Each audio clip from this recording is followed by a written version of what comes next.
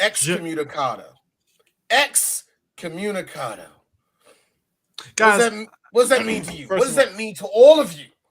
Before I answer that, first of all, welcome back, everybody. Three Black Geeks. We doing it. We doing it. John Wick 3, Parabellum.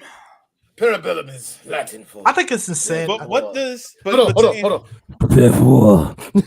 But to answer your question, what does that mean, excommunicado? That is more like if it's a former friend, you give that nigga an hour. You give him an hour before all hell breaks loose. Get all your affairs in order. Try to survive.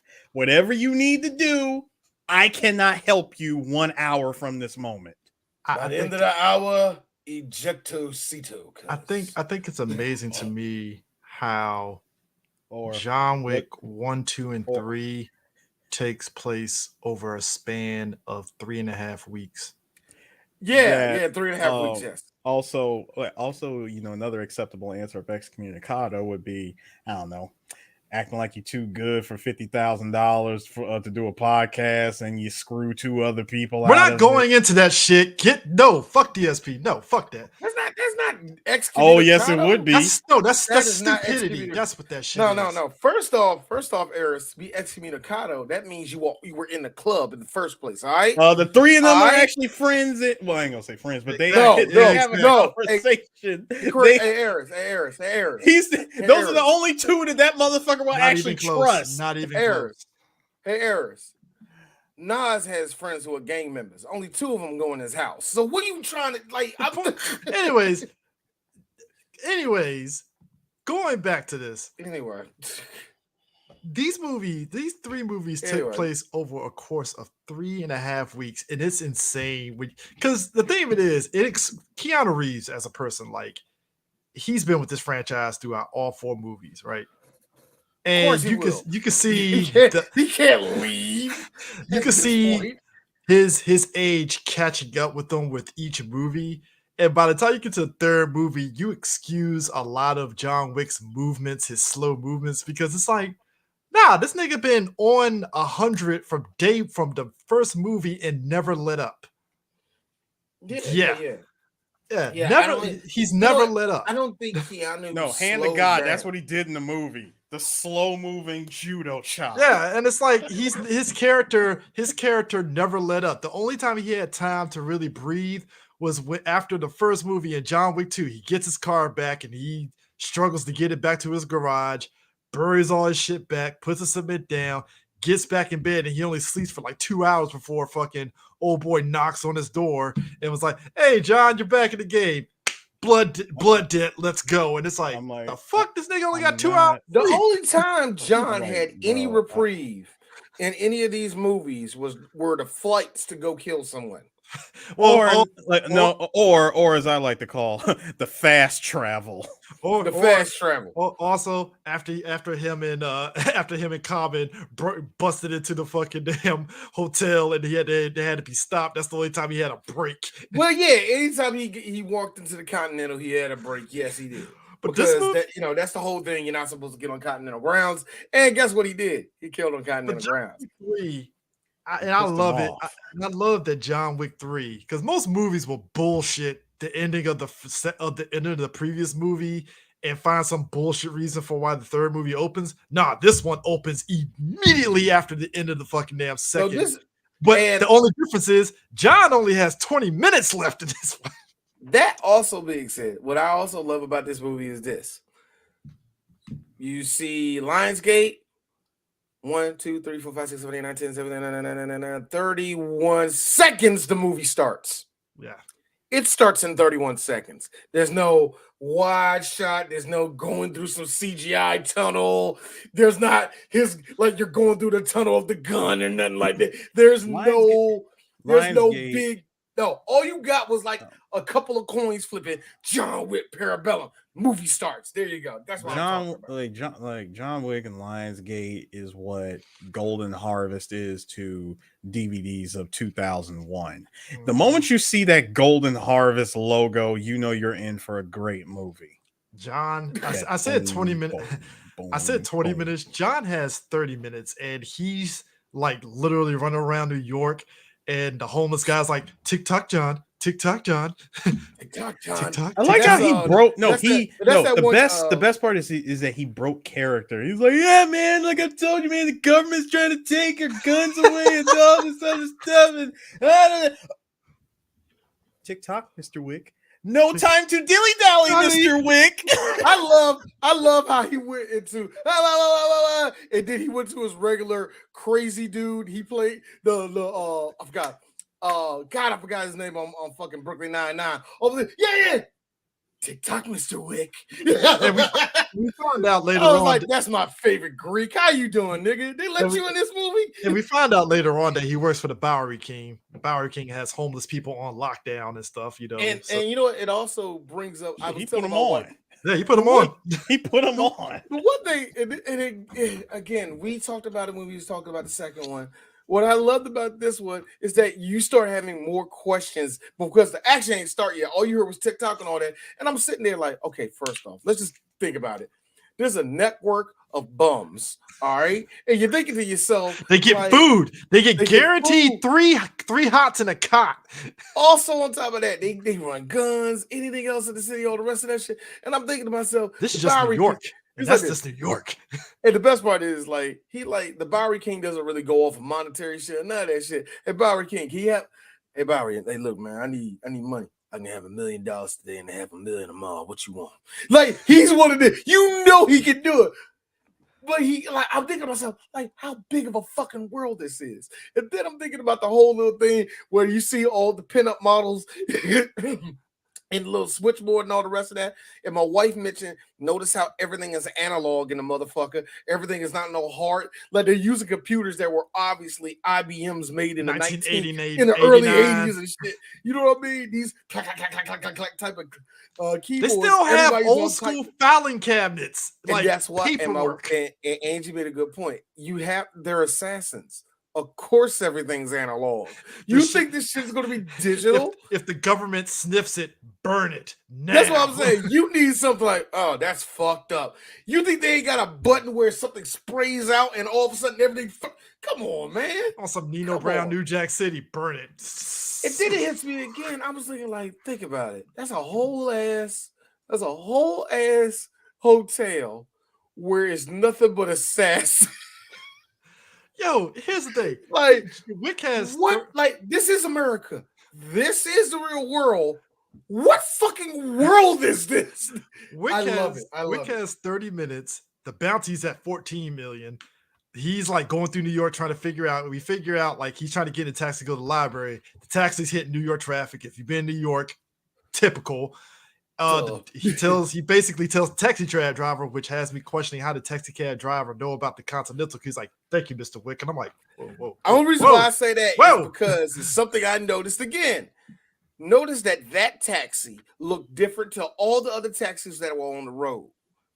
If you notice it, that was an older model taxi that they used back in like the 80s and the early 90s before they switched over. Makes sense. Yeah, that one looked older than the rest of the taxis. Now, the fact that he knew it was Mr. Wick, shut the fuck up, Chris. It's a goddamn movie. But he knew it was him. The dog goes back to the Continental. Wick has to go to the library. Now, bear in mind, he gets to the library.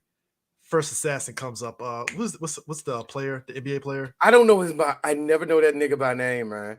I just know he's tall and got a big Eastern European. Bobbin. Giant. It's Ernest. Bobbin Marjanovic. Giant and Eastern European. He goes to John. Where's he from, though? Where's he actually from? I really wanted to always know that. He is from Serbian. Giant and Serbian. Yeah. Giant and Serbian. Boljevic, which is in Eastern Serbia. Yeah. All right. Yeah. So he meets up with John. John opens one of the Russian books that has a couple of coins and his wife's picture and a necklace, cross necklace. Puts the coins in his pocket. We'll get to that. Yeah. So looks at his wife, kisses it, puts the thing, and all of a sudden, Ernest comes out of nowhere. Hey, John, come to collect the bounty. Hey, dude, I got like 20 minutes left. The fuck? What does it matter? No, Chris. It's very simple. John knows that he's on borrowed time. He doesn't even give a full introduction, just a simple Ernest. Yeah. I still have 5 minutes. No, Who's 20 going minutes. to notice? He said 20, but you remember it was 20 minutes and stuff. He's- Well, no, it was 10 No, minutes. My bad. Yeah, it was 10 minutes. He's 10 like, minutes. It's like I still got 10 minutes. What does it matter? Like, who's going to notice?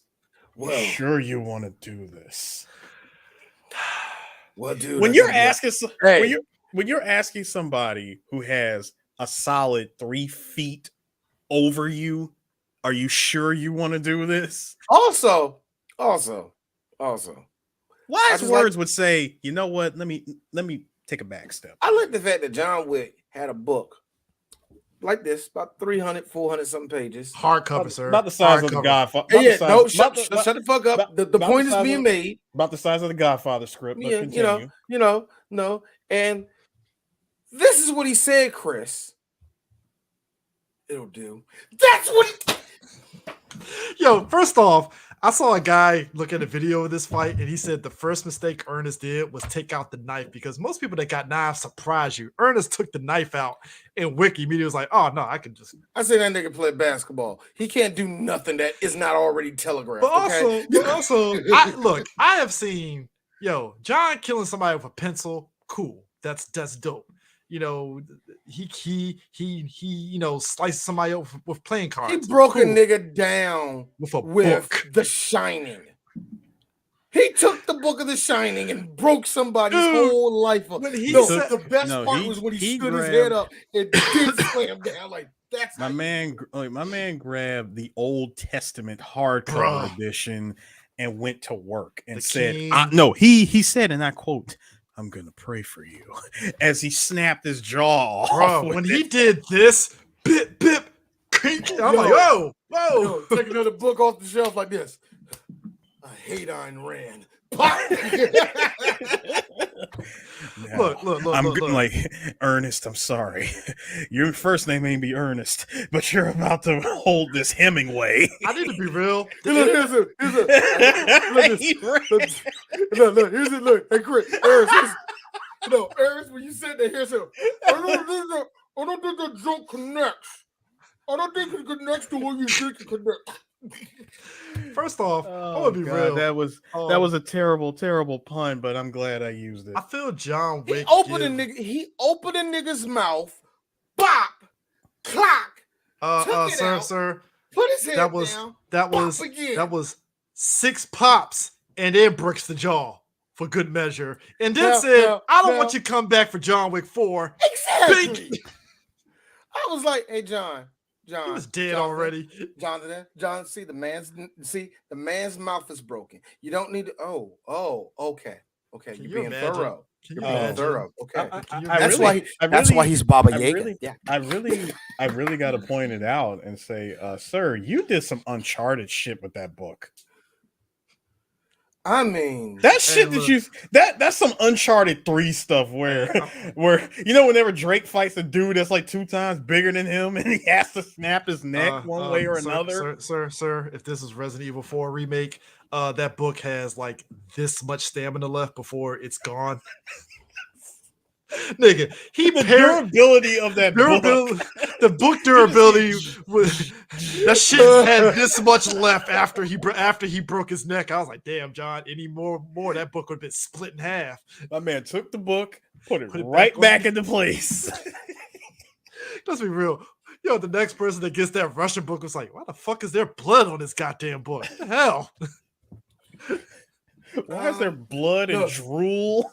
No. Like, sir, the book I got beside this other book that was actually, it felt hollow. It has a lot of blood on it. What do you mean? You want me to step in this room? Okay. I mean,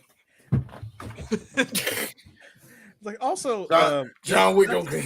Also, not to I'm really not trying to complain about this book. I mean, first of all, there's like a chunk of the pages that were all cut out, and yeah, it smells Serbian, all right. Sir, hello, ma'am. There's a 7'4". I'm going to say he's like Austrian or something. He's like on the floor, and there's blood. Call 911. I don't have my phone on me. I don't believe in phones. It's New York. It's New York. It's one girl. It's That always reminds one me. girl. That reminds me, Chris. The best part when Ernest was getting the upper hand on John for like the first 30 seconds. I like how he's beating up John. John is screaming. My man holds him and goes, "Shh, you're in a library." Only tall people with large ass hands can do that shit. That's scary. That's some Chief Mendez shit. I like that. Look, they're like, hey, yo, Ernest, give him The big cheese. First off, how'd you like the big center that plays basketball that never did martial arts a day in his life swipe that he took at that nigga's head, just like Kareem Abdul-Jabbar did. Did Bruce Lee, this big old lumbering swipe. Like, why is Notice there how so- Chris ain't notice how Chris ain't talking because he's like, yeah. I mean that nigga tall. Yeah. Dude, I'm short next to fucking Kareem Abdul-Jabbar. Oh What are hell you yeah! talking Oh about? hell yeah! You're normal. It's so no. How great would that be, Eris, for you to see somebody that towers Chris? And That almost the smile on Eris's face is one of satisfaction. And here's the best part: everybody's like, "Is there a beef between Eris and Chris?" No. He just doesn't like that Chris is so tall. Y'all have to. There are dynamics of this friendship that is over here. There's dynamics to this. All right. There's dynamics to these two. All right. this right here. This is full Napa Vegeta. Okay, there it is. Except I'm not stupid and I don't get killed. Yeah, except I tell this dude, I'm like, hey yo, Chris, tag out, dog. No, You stop. know what? You done. You You know done. what? You know what? You're right. My knees is hurting. So you I'm got like, it. nigga, your knees can't handle it This is anymore. I'm gonna tell you. I'm what mad it is. because now I gotta step in. No, this is what I happened. gotta finish this shit. Here's Eris. Here's Chris. See what? Note the fingers. See what I did, Vegeta? Here's Eris. It's Sunday. Those buildings would have been.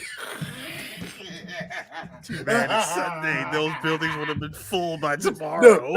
and you gotta say it like how you get mad at Chris about his height. You think you did something, nigga? It's Sunday. Shut up. No, Shut your ass actually, up. no. For Chris, I would have said It's like two. Nah, It's like one word. No. in there. No. See, first of all, that whole city was completely evacuated. Somehow they knew we were here, that we were coming, and they just evacuated everything. So Chris just blew up a whole city block of nothing. So John get the first 30 seconds. The Serb nicks John in the artery. And We see find out their from the doc he got nicked parachutes. by the artery because John, after he puts the foot back, was like, something hurts. Fuck, he stabbed me. Oh yeah, that's right. I'm dying. So now, funniest moment before we get to the next part. I love how the dog gets to the Continental and Sharon was like, "Hey, buddy, want to come on in? Come on in. Just come on in." I'm sorry. Did you mention Lance Riddick, sir? Yes, Lance Lance. Riddick. Yeah. I wish I would have I wish I would have Where's my iconic slave role? Motherfucker. I wish I would have all y'all! F all y'all! Warp speed, don't rainbow read me, nigga!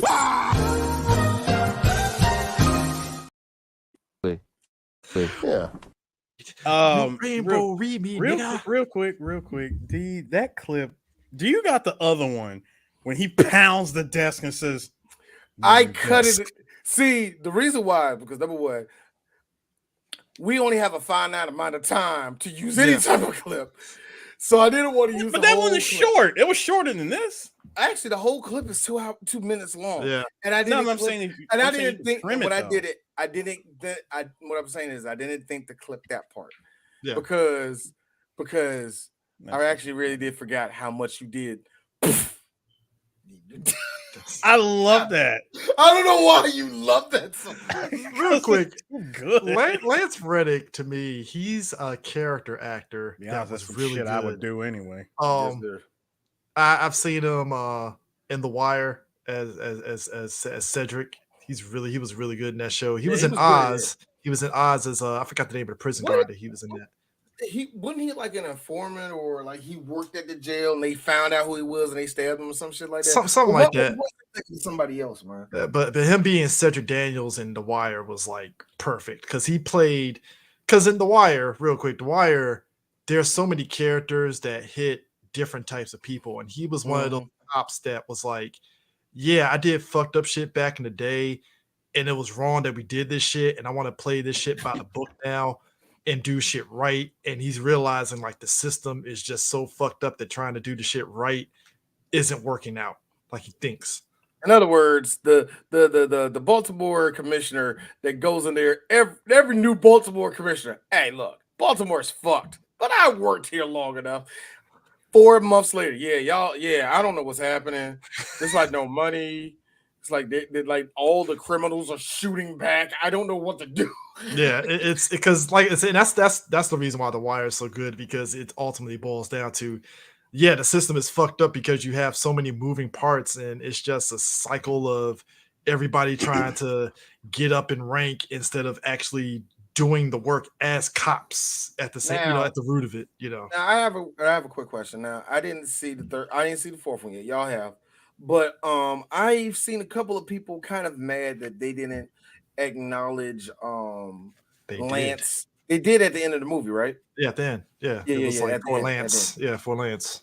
And also, you gotta think about it. He just passed away right before, you know what I mean? So they had to like do something. They had to kind of scramble or something like that. But what is there any room for anybody to complain about that, or is this just like ignore? It's nitpicky stuff that a lot of people do when somebody dies. It's like you wish that they could have did this, and it's like, oh, it is real quick. Chris, you mentioned Lance Reddick on The Wire.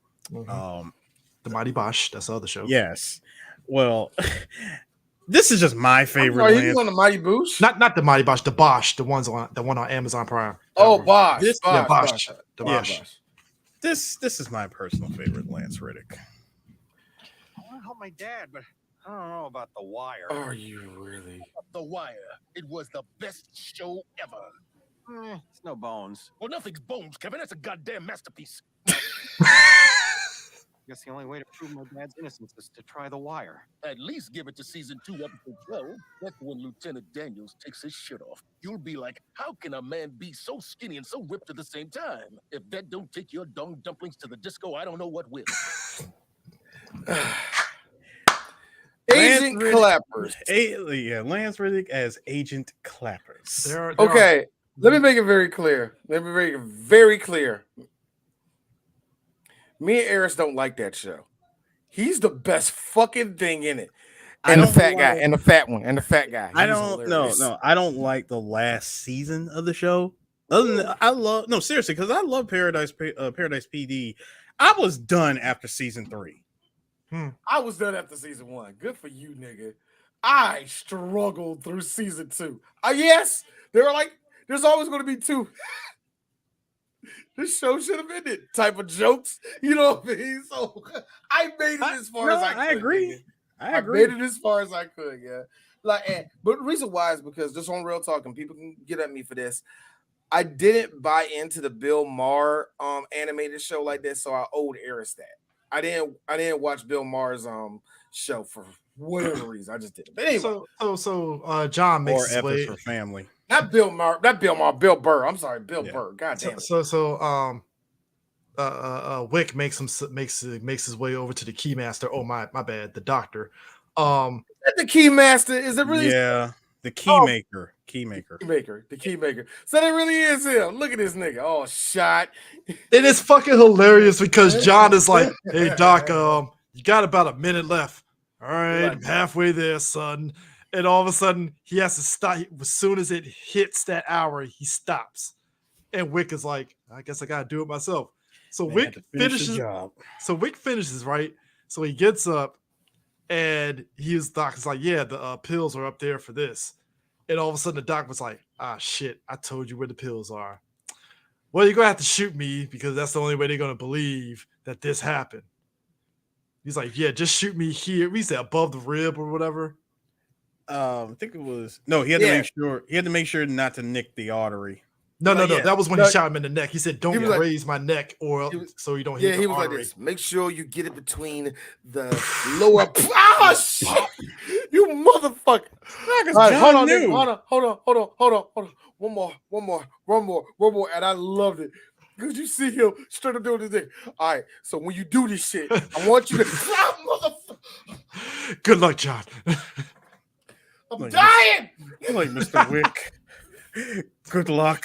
I gotta be honest with you. In the world of I'm fucking assassins, dying, man. in the world of assassins, it's a smart idea because otherwise the high tail would be like, "You help John, put a bullet in his head." It's like, I no, hate no. to be that person. But if D was the adjudicator in this, I would have said, "Where's Mr. Wick? I don't know where he is. He shot you twice? Yeah. And you're talking. Yeah? Kill him. Slices through it out. Kill him now. I'm sorry, dude. So John, And yes, I know he'll pull out like a figurine. No, I'm protected. I know some bullshit like that. I don't know. You know how this movie is right now. look, the John Wick world is full of people that owes blood debts to each other and is protected somehow. 1964. What? 1964. I mean, let's be real. Let's be real. Like you said, CJ, everybody apparently under the table, they all run off of IOUs. Bruh, because we'll find out later. Halle Berry apparently owes John her life because, yeah, you saved my daughter, and I can't know where my daughter is, so I'll Don't do it. Remember what I did. You helped my mom, John. You got 2 minutes. It's always some crap like that. That's why I'm saying, yo, when fucking D and Tony popped into John's door 2 hours after he just went to sleep, it's like, God damn, dude, this nigga just got to bed at 5 o'clock in the morning. You knock on his door at 7 o'clock in the morning, like, hey, John, heard you back in the game. Let's talk. I'm like, first of all, that was personal. I'm not actually back. Yeah, I know I said it. I know I said it in the first movie that, yeah, I think I'm back. I was caught up in the moment. You know, this little Russian pissant, you know, he killed my dog, you know, the last remaining hope that I had, that ray of sunshine that I had for my dead wife. Blood pocket watch. It's like, no, get that shit out my face, man. Like, look, I'm out, okay? I'm out. Hey, right? that's why he got his house blown up, because he told that nigga no. John, John, I really don't like John, you really want to say no to this? Standing back in Spanish. Portuguese. I'm not really sure what I am in this movie. Was that French? I don't know. Either way. Now, here's where it gets. Now here's where it gets interesting. Repulsed Now, in Argentina. I feel John Wick repulsed in South American. Repulsed in South I America. gotta be real. I feel John Repulsed in Valverde. I feel John gives Steven Seagal a run for his money when it comes to the diverse amount of ethnicities that he fucks up in movies. Because I think John has hit the gamut on There's everything. a reason now. Hold on. Keanu gets to get away with it for only one reason. Keanu, who has played a Hawaiian, a Californian, a Texan newly from England, someone from England. He's played in New Zealand. You know, he's played a half white Japanese person, a half white Chinese person, a half white. I will give Keanu Reeves this. He's still white. Seagal, on the other hand, no, I was part of the native tribes as I was 2. Show me the ways. So he gets away with it. So Keanu gets away with it in his roles. Let's be real. Could have played a black guy until Robert Downey Jr. beat him to the punch. Well, to be fair, I hope that's not true. Is that true? No, absolutely not. No, because something tells me. I'm just saying the range. The range of Keanu. No, this is the thing. Keanu was probably approached by it. He did the whole thing. Everybody liked it. He showed the next day. This is offensive. I can't do it. But no. What? Lawrence Fishburne is like my idol. I can't do this. but for those that seen John Wick 4, all I'm saying is do a move with nigga Ocelot. Okay.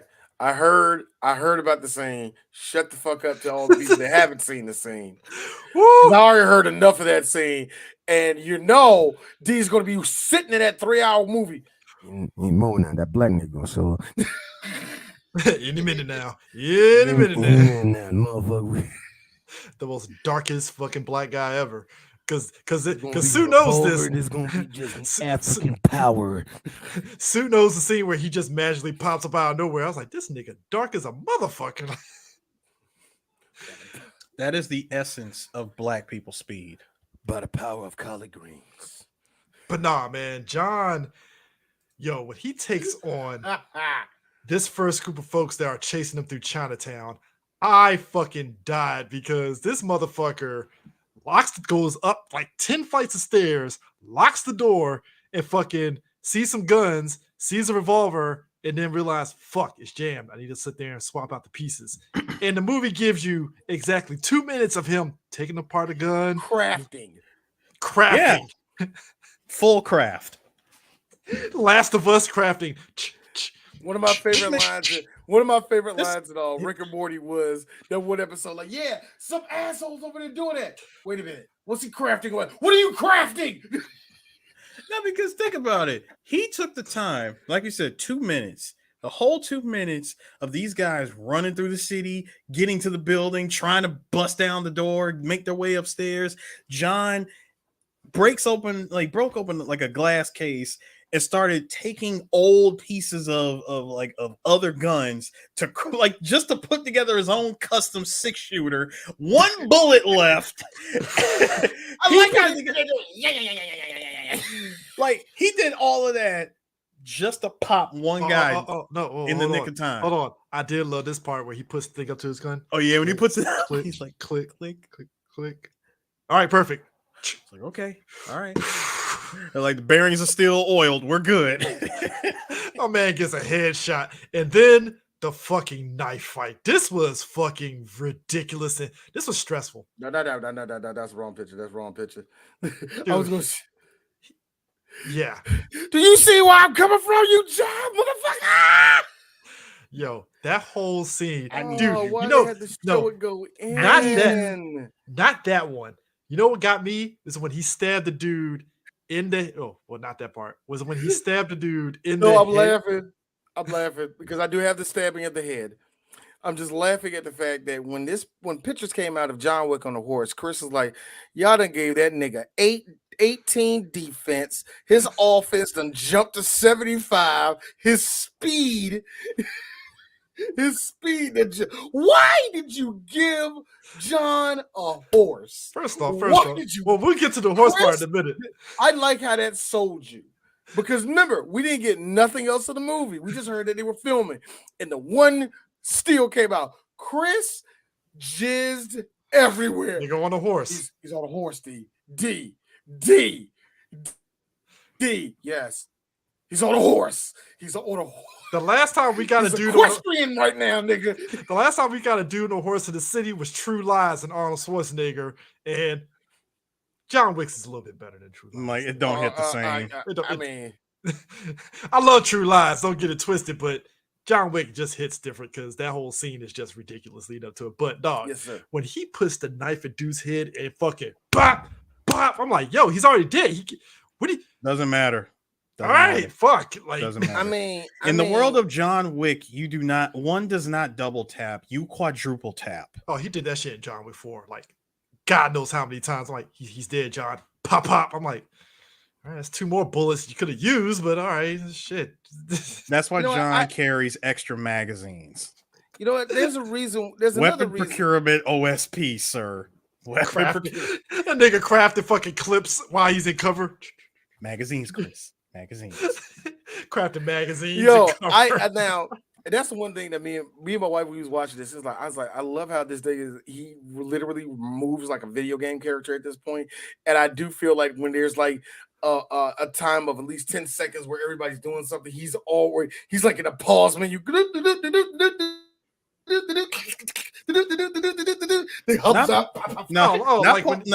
Technically not pause. He's in the inventory.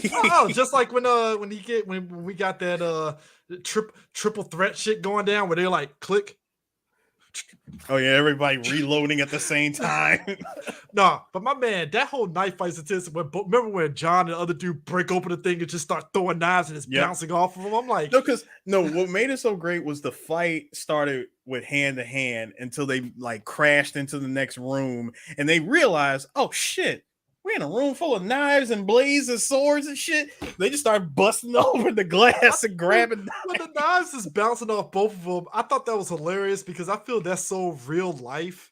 In the fact that when you're throwing something and it bounces off somebody, it doesn't quite work the way you think it is. I was like, yeah, they're frustrated on that one. And I thought it was one of those, for like 2.5 seconds, I did thought it was one of those things where they messed up, but I was like, oh, they purposely did that. Thank you. That was cool. Just throwing like knives like one after another. But John with the coup de grace. After throwing the knives and each one landing, you do not say end scene better than taking an axe, both hands, yeet, Eris, right in the head, right in the didn't- head. My man didn't get the didn't understand the assignment that I always say: fake like you're dead. Don't cough. Hold that blood inside. Oh, his mistake. I'm like, you're dead. My dude. All you had to do, just take a little bit. Wait, go back. Oh, no, all you had to no, dude. All you had to do, just do this. Take a little bit of blood, a little bit of that. Lay down. That's all. That's it. Lay down. Don't even try to enter the fray anymore. You my nigga coughed. My nigga breathed and coughed. And I'm like, and you're dead. I noticed that. You notice that certain people that moan when they were dead. It's like, stop. You're like, just giving. You made a sound. You set off the alert, the Metal Gear style alert. John immediately knew where you were, grabbed the axe, yeeted it, and you're dead. You're a threat because he doesn't want to see you in John Wick 4. Nah, no. You're moaning. Not even John Wick 4. I don't want to see you at all. Ever. Not even for the rest of this movie. I don't want to see you. Yes, you showed up in the first 25 minutes. No, you are not showing up any other time. Let me be one of those guys that just took a knife to the knee. I will be playing dead and be like, you know what? I quit. I'm going to join the army. Fuck this. Like, I'm sorry. No Carl for you, okay? You are not coming back. Your name is not Carl from Die Hard. You're not coming back in the end. My ass would join the fuck. Dog, fuck that. I would go to the Continental and be like, hey, can I work for you in this hotel? I would love to do this. This is a nice, cushy job. Listen, I made it to the Continental. Somehow I survived. I made it here. John didn't kill me yet. I need a safe haven and I need serious medical attention. I am bleeding out of 3 places. I don't even want to say where exactly. Just, is there a doctor in this hotel? All I want to tell you is this right now. I taste metal. The color blue is like present everywhere right now. And I don't know if you don't notice, there's a fucking knife jammed upon in my head. So I'm fearing if we take it out, that's instant death. we don't want that. Searing pain, by the way. Don't know how I'm talking. Don't know why. Sorry, that was a piece of my brain dying. Don't know why. But at the same time, I am not trying to say that this is the Continental's fault at all. It really isn't. Honestly, this is all on me. I thought I could take this guy on. I was really trying to go after that $20 million, and I gotta learn. I am so sorry. Okay, I am so sorry. Yes, I am so sorry. I'm also bleeding on your carpet. Listen, is there you? Can I dab this? Yeah, you gotta understand. Holy shit, that is alpaca. Can I get some paper towels, please? You gotta understand. You have to understand. I grew up with nothing. All right, I grew up with the assassin life is what I want. I'm dying, ma'am, and this is why I'm not making no sense. Oh my God, why are you not calling somebody right now? If you don't understand, where's the African nigga that worked up here? Speaking of which, I know he ain't African. Speaking of which, I noticed something too. I'm hurting. John has spared 2 black people in the series so far. He spared Lawrence Fishburne character with the professional courtesy, and he spared Common when he stabbed him in the chest. Was like, consider this a professional courtesy. And comment was uh, like, "Tick-a-da, tick-a-da, tick-a-da." I used to love her. bleeds. Hey, No, before you leave, bleeds in bleeds in B. like this. Before you leave, how old's your mom? How big is she? Send me a picture. Peace.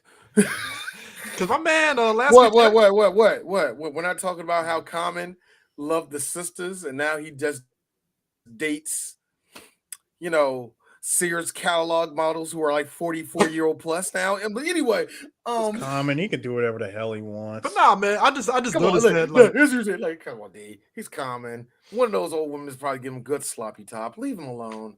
All right. Let that nigga be great. He helped Kanye become. so John makes it to He the opened a door for him, D.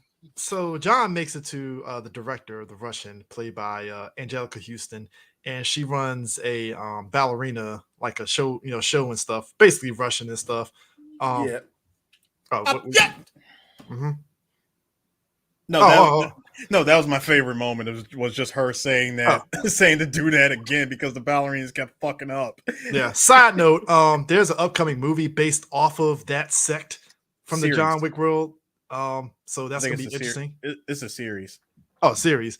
That's gonna be interesting. Yeah, we mentioned you mentioned that actually last year when we did John Wick 2, you mentioned that there was it's actually happening. It already happened apparently. So I'm like, you said there was going to be. We mentioned the movie with that. We mentioned the series with the Continental. Now, has any of that outside Continental one?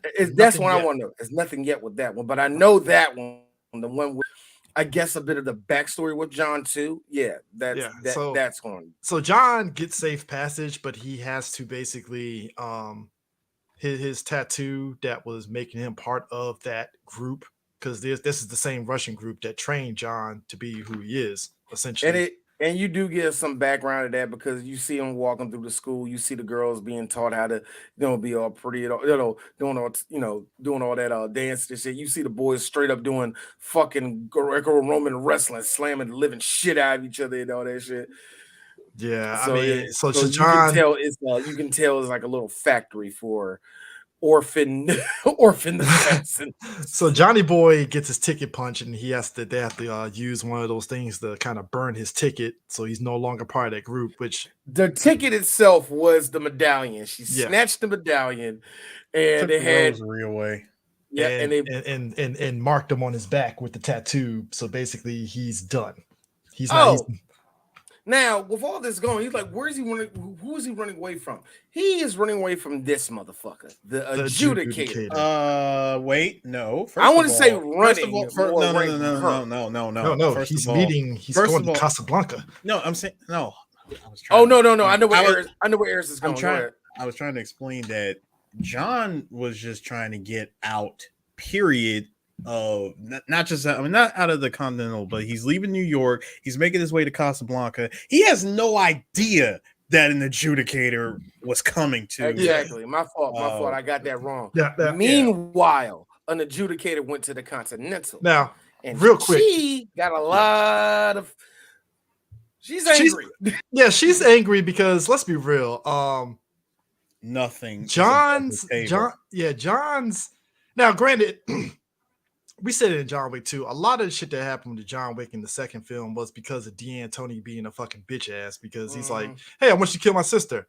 Oh shit! Let me put a bounty on John, so it makes it look like I'm feeling bad that John killed my sister and shit. Even though I'm like, dog, you set John up, like the fuck, like But she's there to basically kind of relay, like, yeah, the high table doesn't like Winston that you let John kill the guy. And Winston was like, I did excommunicate him out here, but you gave him an hour to escape instead of killing him on the spot. So you lost your fealty. But hold on, Chris. See, if I was Ian McShane, if I was Winston, I would have said this. Well, let's think about this for a second. He kills him. And if you expected me to kill Jonathan right here in the Continental, wouldn't I also be at fault as well? Ha ha ha ha! Because there's no guns on the Continental. Well, we found out later Exactly. there is, but Like, do you expect me to take him out back and shoot him? yeah. And I So think that's her whole You're whole his thing- friend. We have friendly conversation. Yeah, you That's can about say as much as I can say that. Say hi to the man. so she basically hi to the gives, young man. she gives his ass 7 days to get his affairs in order because they're going to have a new person running that New York Continental. And the look on his face, like, oh really? Oh, Hmm. give it to me. Now, here's the one that got me though. She goes to the Bowery King, and the Bowery was like, "The fuck you doing here?" I assumed that we don't have to really go after the fucking warrant, at the bounty. I thought that was optional. He's like, "Yeah, but here's the Well- thing: you gave the gun to John with 7 bullets, so you're basically partially to blame." And I like how he looked at her like, "Lady, ask me if I give a shit." I don't. Can I say for the record, when the way that the Bowery King, who, let's just be real, that's me in about 35 years. Yes, Lauren. Except it's a cat, not a fucking pigeon. Yes, I don't even exactly. think it'd be a cat. I think that No, would be it would definitely be a cat. No It's one a at cat. Eris. It's a cat. Eris, that's not a cat. It's not a cat. Yes, it would. Eris, it's a cassette tape of the single "The Way You Make Me Feel" by Michael Stop Jackson. it. Stop it. I know who you are. is what No, I'm saying. D. First of all, you got that. No, D. First of all, you got that completely wrong. You know damn well I would keep the vinyl hidden. It would just be hidden somewhere on the premises. The This is bones why I of- said cassette tape. the I bones- wouldn't even be listening to the cassette tape. But anyways, the bones my of man- bubbles next my time. man's was. You know what, Stop Chris? it, Go! Chris. Go home. Chris, I need you to call an Uber, and I thank you. I need you to call an Uber, and I need you to escort yourself off the premises, please. Now, when the Bowery King is like the way he describes his whole setup of, you see rats with wings, I see the internet. No digital footprint, no IP address, and I'm like, on paper, this works. Yes, it does. How have you been doing this for years? I always question anybody that flies pigeons. Apparently, pigeons are very, very reliable when it comes to shit like that. Apparently. And I like to say, and disease too, right? He was like this. I suggest you weed one of these. The way he looked like, bitch, who told you to eat one of these pigeons? Like, I'm homeless. We don't do that. What are you talking about? Technically, my home is all of the underground of New York and some rooftops. And the one thing he did say that was very interesting, like, bitch, I'm the Bowery King. I'm under the table. I don't do all that top of the table. What the fuck you mean I gotta do? She gonna kill all my niggas, ain't she? All right, we see. That's the way he took it. Winston, you can tell that he was trying to think up something. When the Bowery King is like, no, let her pull up. Like, I've never seen anybody. This is why you don't fuck with an adjudicator. Period. Because think about it. What could you even do? Can't bargain with an adjudicator. You can't. No, I'm talking about you can't bargain. You can't threaten. You can't do anything. You try to. Well, they work. I mean, it's kind of like Clancy Brown's character in 4. They both just work for the high table, so you can't really touch them in any sort of That's way. what I'm saying. But I mean, that's what I mean is you can't do anything. Yeah, sure. She showed up. You might have been having the greatest day of your life right now, but when you hear the words adjudicator, hell, when you see somebody do this shit where they take a coin and 2-finger slow slide in front of your errand boy to tell him, yo, bring your nigga down here. For me, look, this the first time I see somebody, this the third time I see somebody do that. Please, madam, you do not have to do that. I can see. Hey, real quick, though. What That what shit. good? What good does it mean? Honestly, Sliding it means what? I'm going to be creeped out or some shit. Bitch, just say who you from. All Real right, quick, thank you. Give me 2 minutes. real quick. I'm mad I skipped over the horse chase. Yeah, that bitch down here, bro. Dog, here's what gets me. Seeing a man get heel kicked by a fucking horse twice. Donkey I'm like, kick. you're dead. You're dead. Ain't That no dog- way you Man. fucking. Now, hold on, Chris. Now that is CTE. Oh yeah, that's nigga. That ain't CTE. That's Yes, not it CTE. is. No, that's not CTE. That is the same force Goku did to Berta's neck. You're dying. That's second. Well, wait, no, hold on. CTE is just a symptom of the No, death no, that is no, about here's to the thing. happen. The one guy that got kicked, the first guy that got kicked one time, that's CTE. Yeah, that's what I'm talking about. The Oh, second yeah, dude- I'm talking about the first guy. The first guy who got hit with that first kick. I'm like, oh yeah, that's CTE. Dude, second he was smart. He was smart. He stayed on the ground. He did not get back up again. Now your boy, he's good. now He can your- go now home. your- Second dude. Now your boy who took the Secretariat 3-piece, that First of all, that's Berta. Vegeta's on Berta levels of you're dead.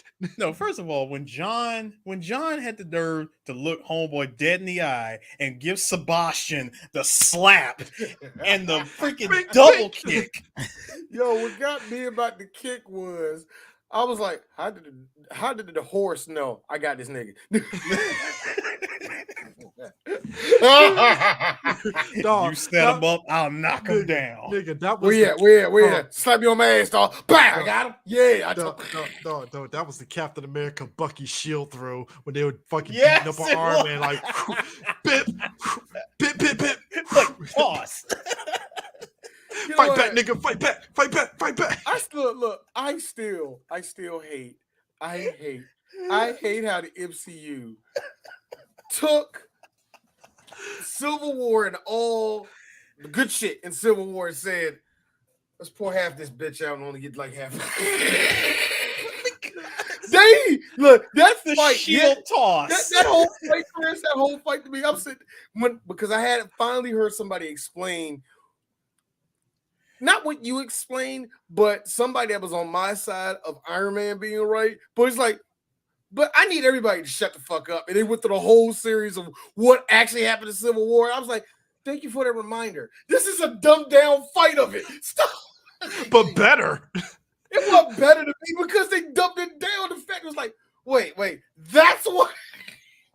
You're my mama. Nah. But my man that got That was the double hit with the shield. But here's the one that gets me.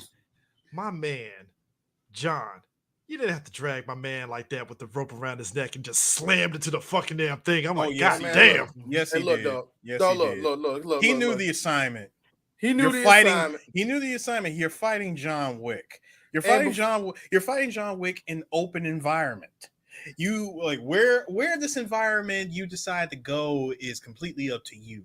Y'all just happen to go into a horse stable, and let me be the first to tell you, when shit happens in a horse stable, nigga, you going for a ride. That's like Jackie Chan in a fucking Marlowe's furniture. It's like I ain't following his ass in there. You lost my goddamn mind. Here's my thing also. Before Bro, anybody it's like putting Jackie Chan in a Heckinger.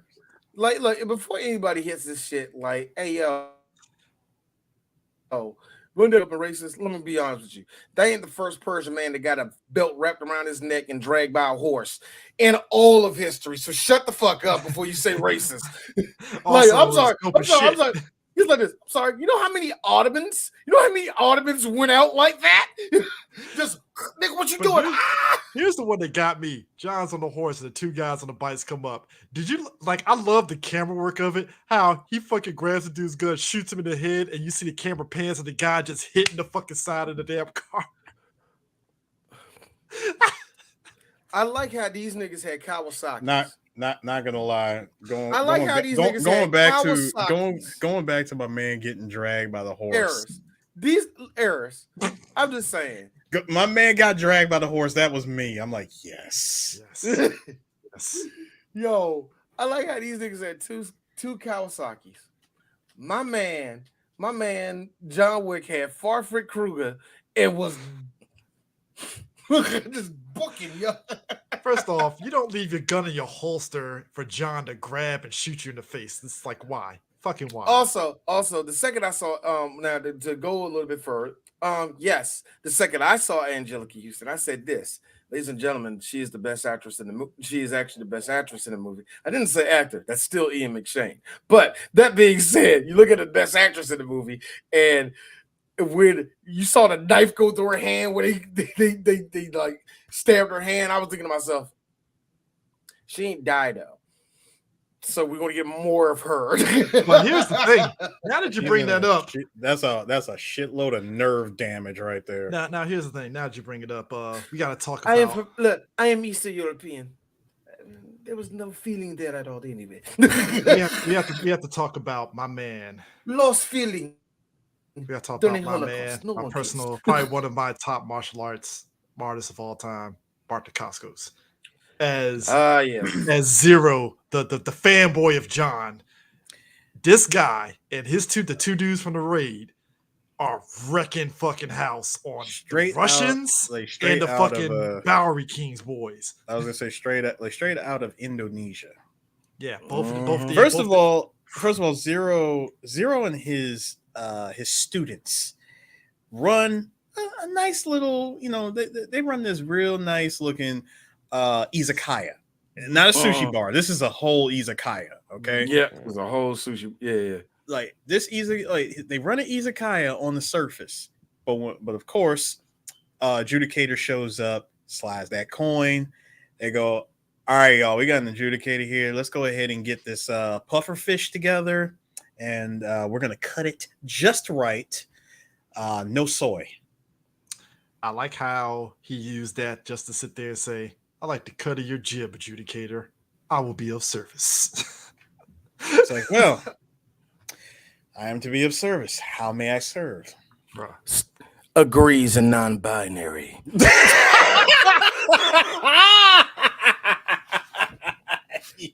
I don't know if she is.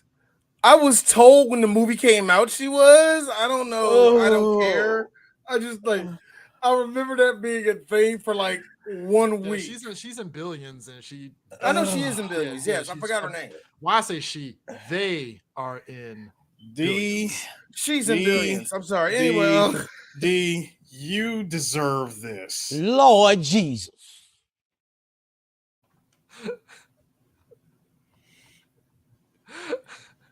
I gotta tell you something, man. I'm high on love. Hey! Hey, also, I didn't want to jump. Bowery King after catching them 7 slices. Can I go ahead? Stop it! No.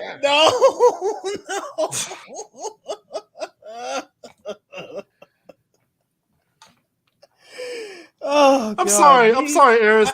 When we were in the theater, I think, did you come? No, you didn't come to see John Wick. Yeah, did you see John Wick with me? I was there with y'all.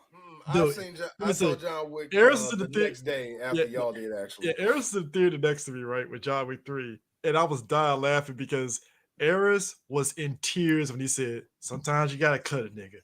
Sometimes you gotta cut a motherfucker. Eris was in tears, dying. Now, it's a funny line, but it's the way he says it. He's just like, sometimes you gotta cut a motherfucker. Because he knew. It's done. My man said, avert your eyes, my sweet. The king is dead. Look, Bowery King took them slices like a G and kept it pushing. Now, obviously, he's alive at the end, but did you guys at that moment believe the first time that he was dead? No, I did not. I'm gonna be real with you, and I can tell you why. Because number one, none of those cuts looked lethal. The second reason for me, I agree with you, was the cuts, but the reason for me was there's still more story left. Huh? Where are we going with this? Because think about it. Remember, you gave John 7 bullets. Your penance is 7 cuts. 7 cuts. Not to be sliced and diced and murdered, because even though you did give him the murder weapon, doesn't necessarily balance out for us to just straight up kill you. So instead, we're gonna cut you for each bullet that you gave him. Which was like either way, and they did set it up like he was about to die. Like, long live the king. Yeah, it's about long live the king. My favorite line. You know what? Respectfully, I would like to tell you that you need to come down off of that high table and go fuck yourself. I think what's interesting about all this is that, like, John Wick 2 did a good job of kind of setting up the world, kind of doing a lot of more story on the world building. It's the fact that there's so many moving parts with the high table, and it's not just one person that's part of the high table. It's like it seems like it's a group decision. So when they say it's the high table, it's really a group decision on this. So the fact that John pissed off, the fact that The whole group. John, the Bowery King, and Winston pissed off a whole ass group of high table folks. Like, all right, Winston, we were letting you go with your shenanigans in New York, but hey, dog, what the fuck, man? You letting Wick out here? And run it's really because if you what they're doing it, what all three of them are doing, they disrupt the system. They disrupt that whole fucking system. So the second, and that's in any industry, anything. The second somebody starts disrupting the system, there's going to be the higher people like, whoa, whoa, whoa, whoa, whoa, whoa, whoa, whoa, whoa, whoa, whoa, whoa. Let's talk, man. Come on, man. Let's take it wild. You know when after the adjudicator tells Bowery King that you have 7 days to get all your affairs in order, find a new home for your birds, because because if you don't serve, you will be excommunicated as well. And of course, Bowery King responds the best way possible.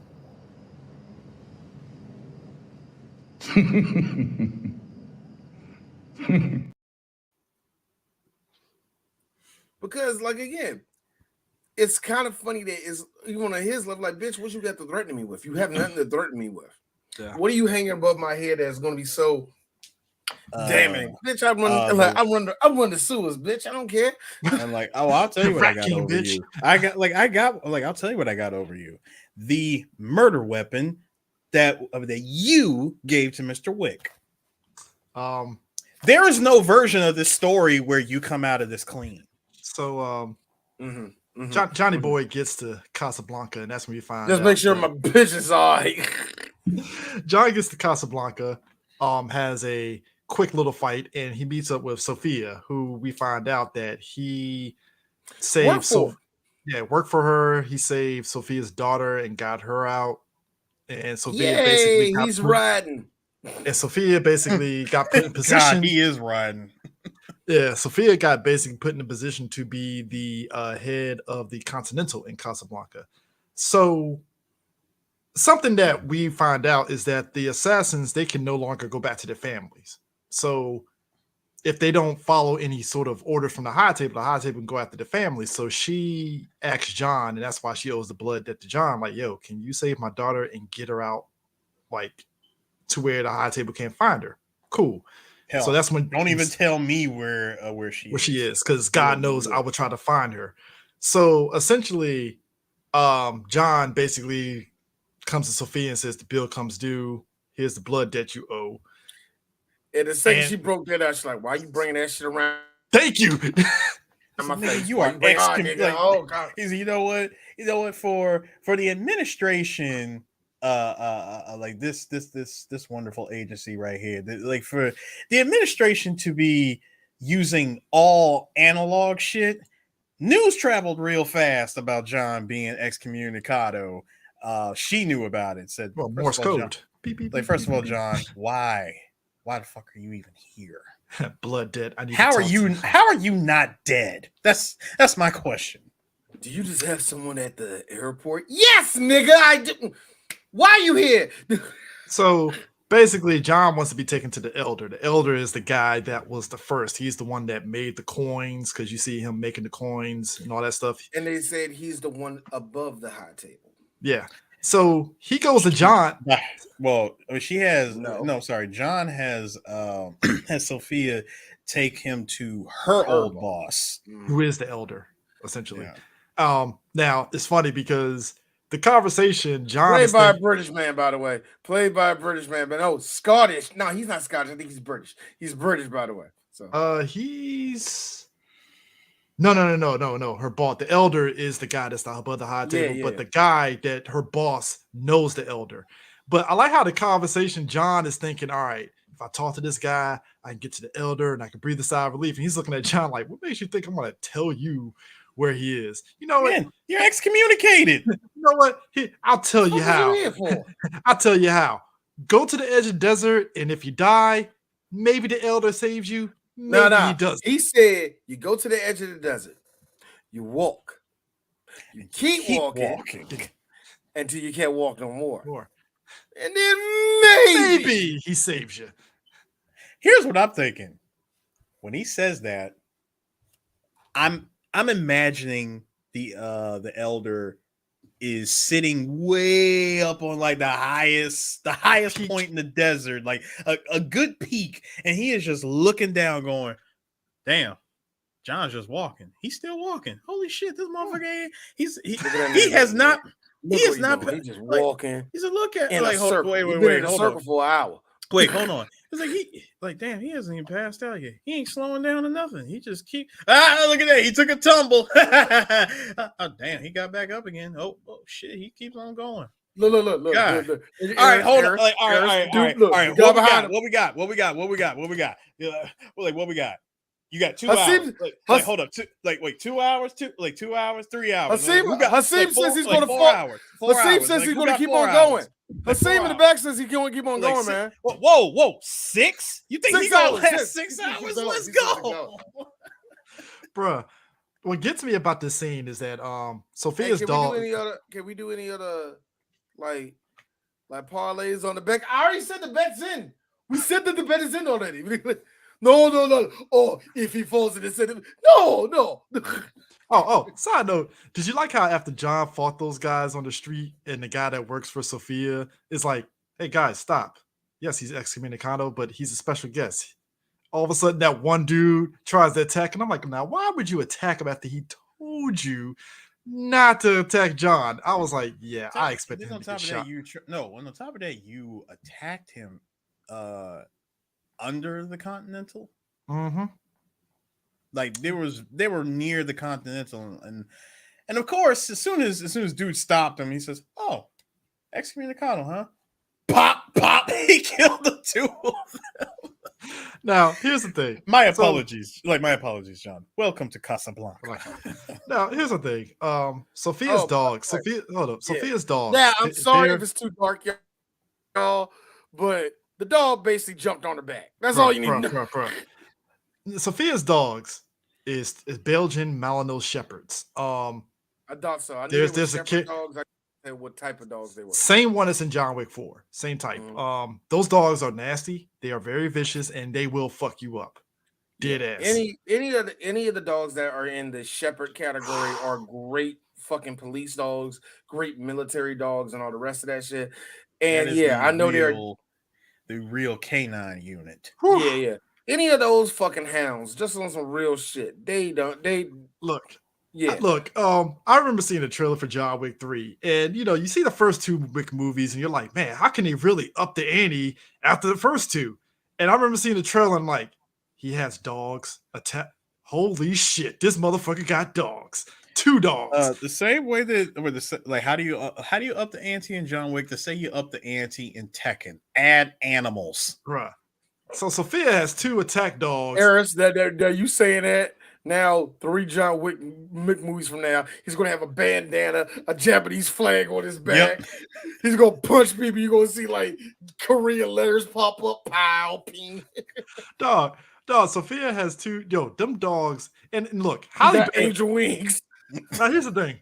Halle Berry did train for this movie. Rainbow aura. And there are parts where you could tell that's Halle when she did this stunt, and that's her stunt double and stuff. And she does, like, she's very believable. She did a lot of her stunts in this. She's believable. And y'all know me, even when I don't like an actor or actress, I will give them their kudos. She worked her ass off. I will give Holly. Y'all know I love calling Holly mid. She worked her ass off. She need to be proud of what she fucking did in this fucking movie. Man, Because that fucking slide and the way she did the gun cotters afterwards, I that would was like all to. Holly and perfect. I love it. I would like to point out that these are two actors well into their 50s going to work on an entire army. That whole sequence, and then her yelling the dogs' names, and they're just fucking up these dudes, and then like D showed the dog jumped off her back, and I'm like, that's scary. That dog just jumped up there. Yeah. Any dogs trained like that? These dogs, like any dogs that jump is already scary. But dog, come on, man. First of all, these weren't any dogs. They were diamond dogs. Okay, they Bro, were trained. They were trained at outer heaven with bulletproof vests on them too, no less. Yes. Which, by the way, hold on. Which, by the way, this is what started the whole thing. When my man said, "Huh, now that I've given you this information, I would like something in return. Can I please have this dog? I really like this dog." I said, of all things that you want to ask Halle Berry, you're going to ask her for one of her dogs. The way I would have said, she's a black woman without no child. She's going to attach herself to that damn dog.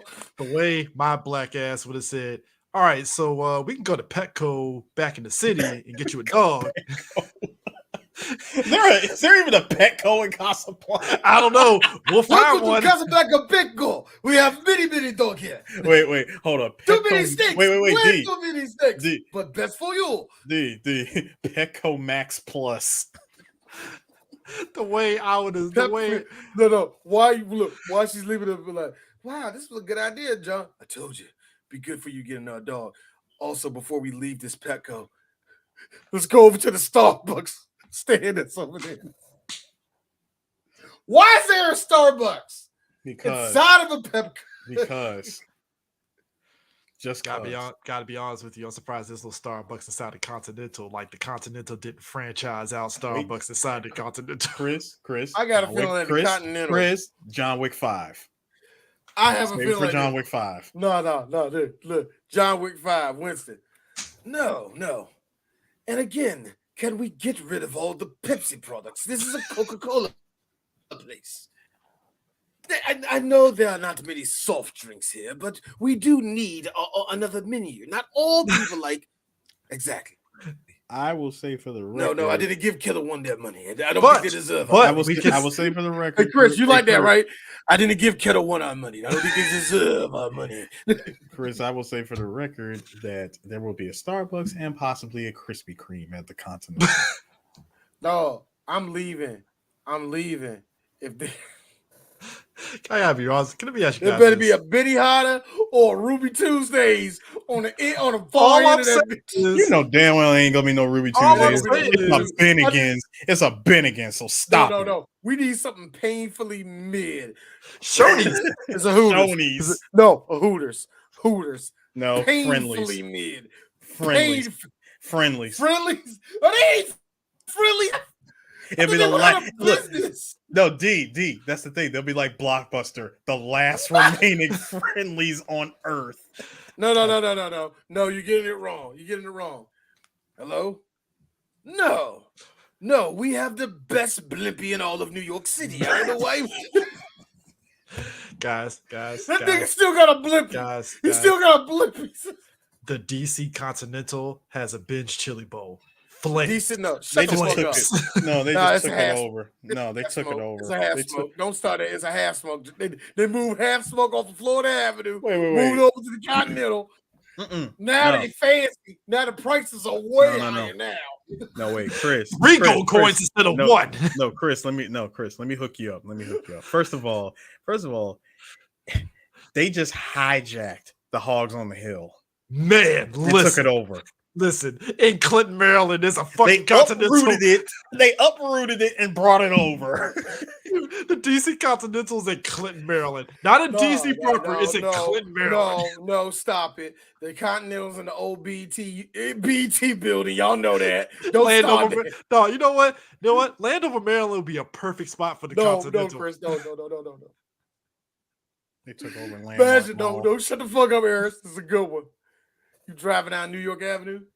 Hey, it ain't love no more. What with the Continental? What's the next? Yo, what's no for real? What they changed love to what? What's the name? I forgot his name. Smokehouse. Yeah, the Smokehouse Lounge. Yeah. But then it changed. It's the Continental. Like, what the hell's a Continental?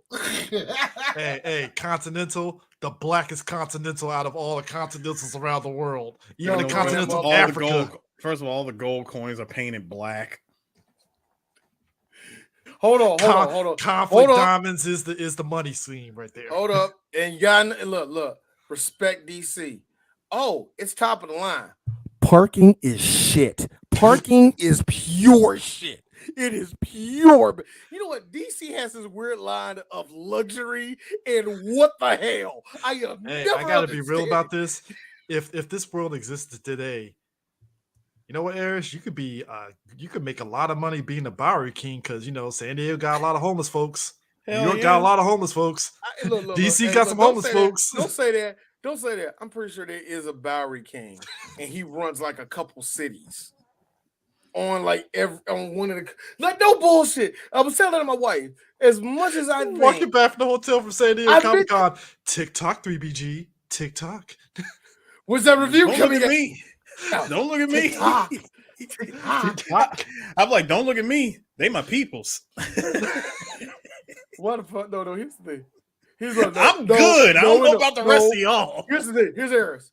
Look, I just came over here. Yeah, look, Bowery King, Pitno, Dub. Yeah. You a DJ and you here to help out BlurCon. I already know about it. Shut up. Here's you. I was just telling you my situation. I don't know why you try to cut me off. My bad. Shit. I was just trying to help you. Black people. See, look. I understand that you work with assassins, but we black men. And black men. I love us millennials who get teary-eyed trying to say I love you. And it's like, and look, a Gen Xer or a boomer's like, shut the hell up. Dog. You know what had me rolling though? You get to the end of that fight. I like how they just lit up that fucking Range Rover and them dudes that came up here like, fuck this. I'm like, oh shit. Boy, they lit that whole car. And the two dogs took out the other guys in the car too. I was like, oh, well, fuck. It's official when the blood splatters on the windshield. Oh, you did. You ain't coming back. That's they done. Okay. The other guys in the building, they got their nutsack ripped off, but they might survive. I feel bad for two people that are yelling because their balls were clean ripped off of their shit. No. Not just ripped off, scattered somewhere on that battlefield. Just think about it, Eris. Think about it. And I hate to tell you this. A part of your scrotum is still in the dog's mouth. Well, guys. That's its resting place. That's the resting place of your ball. Let's be real. Well, gentlemen, let's be real. Those guys can say that they officially have transitioned.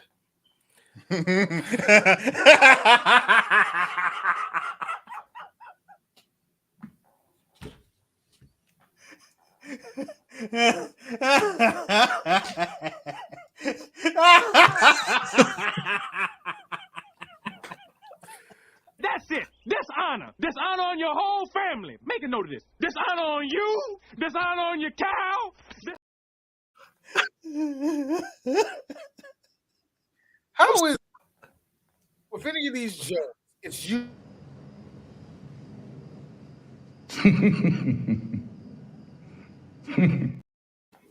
How are y'all making the jokes? How are y'all making all the rude jokes that threatens to get us banned? We're not gonna ban this. It's a very funny joke. We are 2 for 2. So. Well, anyway, Eris laughing validates it, so nobody can ban us. It's like, hey, you see him? He's laughing. See, it's funny. Anyway, nah, my man. They get to the desert. I laughed at her being the dickhole that she is. She's like, John, I can't come back here anymore. She drinks a little bit of water and it spits like a slither back into the bottle. No, not a little bit. Not a little bit. The bitch drank the rest of the water and spit it right back and gave it right back to John. Keanu Reeves, being the strong gentleman that he is like, consequences, and just walked off. That's the name of the game. I know some of y'all niggas Consequence. It's Holly Berry. I ain't stupid. I know some of y'all. Some of y'all. Not D. Not D. Somewhere in the slums of Houston, Texas, a couple is role playing the scene, and it's not pretty. I like how you picked Houston. Because personally, I would have said El Paso, just to make it a little bit more obscure. I would have said like I would have said like a Fort Lauderdale, Chattanooga. You'll pick a sub city. You don't pick the large city. Is what I'm trying to say. You don't say Oklahoma City. You go for Tulsa. You see what I'm saying? You don't go for Wichita. You go for Kansas City. See, that's what I'm saying. My man said consequences. Sniffed. Smells like 2007 Catwoman. You know what? I'm gonna say this as you say that, Eris. I appreciate Halle Berry on Twitter recognizing that movie and going with the Twitter jokes about it. I love it. Yeah. She is an amazing sport. She's amazing sport about that. She's like, yeah, it's Catwoman. It happened. Had to pay the bill somehow. And I think because every and I do give Holly that because every actor does hit a fucking speed bump very, very hard, and they go right directly on their knees with it. And the best one had to go to Sandra Bullock. Sandra Bullock got a Razzie for I forgot what movie it was. And she was like, hey, everybody, thank you so much for the award. Here's the thing, though. I know it's a bad movie. I don't think any of you've seen it, though. So this is what I did. I had my assistant give all of you a free DVD of my movie, and then you can see it and say, wow, it's bad, but it ain't worth a Razzie. Thank you. And she walked off. So every actor, in a way, go. Oh, Halle Berry actually showed up to the Razzies in a gown for Catwoman. She was like, "Yeah, just take happily accepted her award." By the way, I think, oh god, there was another actress that did the same thing. I forgot who it was. I got it. You gotta love anyone that is willing to take the piss out of a situation like this, because when they recognize themselves that yes, I did a bad movie. This would have been like Eddie Murphy showing up for Beverly Hills Cop 3. He would happily tell you this movie was shit. And I am so mad that a perfect trilogy has been forever destroyed because of this film. A part of me also would love, I know who would do it, but a part of me thinks that he wouldn't do it just because out of spite. And he will probably get one. He's like, ladies and gentlemen, we're so proud that he showed up for his Lifetime Achievement Award, Sylvester Stallone. And because the Razzies, for whatever reason, it's Stallone, he can't act. They did that to him a lot. So a part of me, if I was Stallone, yeah, I show up. It was a bad movie. I will lean hard into it and then tell all of them to go fuck themselves. What do you want me to do? I can't do Copland every year. Still Getty was a nice woman. All right? I thought she was nice. I was fine. Here's the thing. Drive was a good movie too, but nobody watched it because Americans don't watch it one like that. I think, come on, yeah, it's gonna be great, but nobody want to do it. I still like Daylight. Look, I don't care what anybody said. You said it was a bad film. Daylight actually helped me as a director, and my son was in it. I love him. My son was in it. Let me tell you something about Sage. You're good actor. You got a lot of dance charm. You got a lot of Italian charm. You know what? So John has to be able to. Yeah. So what it is? So John has. I think. No. All right. Stallone only does weed, but it's like the Hollywood weed that we're not allowed to touch. You know what I mean? Some light shit. Nah, it ain't light shit. It's like this. Nah. Excuse me. So, how long? Man, this shit ain't nothing. You've been sitting there for 8 hours. The dark outside. Son of a bitch. I licked this shit. What the? You know what got me? So we thought you were dead. Anyway. So the elder is played by Saeed Taghmaoui. He's French. He's French American. I thought he was French American. He's practicing Muslim though. He's practicing Muslim, but he's like French American. And he is quite possibly our favorite Our favorite Persian, a man of Persian descent. On He Three has Blanks. played, I think he's like Oscar Isaac, where he's played every brown person in a movie. Like he's played a terrorist, Mhm. he's played a hero, he's played every like Moroccan. It's like, yo, you've hit He has every played, Israeli. much like, and that's so funny, much like Keanu playing every mixed white person. He has to play everybody that comes out of the Middle East, and anybody you want to give lines to, they usually give it to him. Just because I hate to go with the racism of Hollywood, but you can actually understand what he says. You know what I mean? He played the Sheik in American Hustle, and I'm like, this looks very racist, but I understand. Yeah, he always plays like he always plays like the antagonizing Middle Eastern. With the exception of some roles where he was the hero and stuff, G.I. Joe. And, He was a hero. He was a good guy in G.I. Joe. I forgot about that. Yeah, man. And in Conan. Now, Eris, we talked about it. Go ahead and say the line that you want to say. Oh, you mean when John finally shows up and after he sat through all of his hallucinations and survived a gunfight and got picked up by the elder here, he asked him very calmly, as Celine would. So, are you my friend, American? Why? Tell me why, sir. Jafari. Remember, everybody calls this dude Jafari. Nobody ever refers to him as John, except Winston, who calls him Jonathan. But anyways, I digress. I like that also because Angelica Houston called him Giordani. Yeah, Giordani. Like Giordani. But they always call him a variation of John. So tell me, Jafari, why did you cross the Rub al-Hali? Why did you come to see me, my man? Like what? Like why did you come to? No, I got you, dude. Like why did you come to see me, my main man? I watched you. You Drip, fell, go down, son. You took a very, very hard tumble down that sand dune. I've played Uncharted 3. Personally, I thought you were dead. You were walking around in circles, my main man. Do you know how long you were walking out there? Had to be hours. Only 14 minutes. It was only 14 minutes. You hear that? 14 minutes. All y'all lost. No, Omar in the back got it. Bullshit, Omar got it. Yeah, I did. I said 20. He said 20. He said 20. He said 20. He's gonna lie. I think he's lying. I've played Uncharted 3. I've seen this before. I've seen Nathan Drake. He was lost in the desert. White man in desert. White man in the desert. No, sorry. A white. No. You are a white man in a black suit in this desert. How are you not hot? How are you still alive? And I have a better question. You're not all the way right, are you, my main man?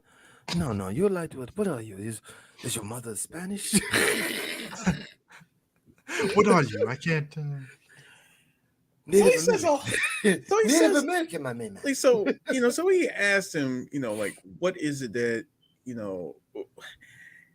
what did you come all this way to see me for?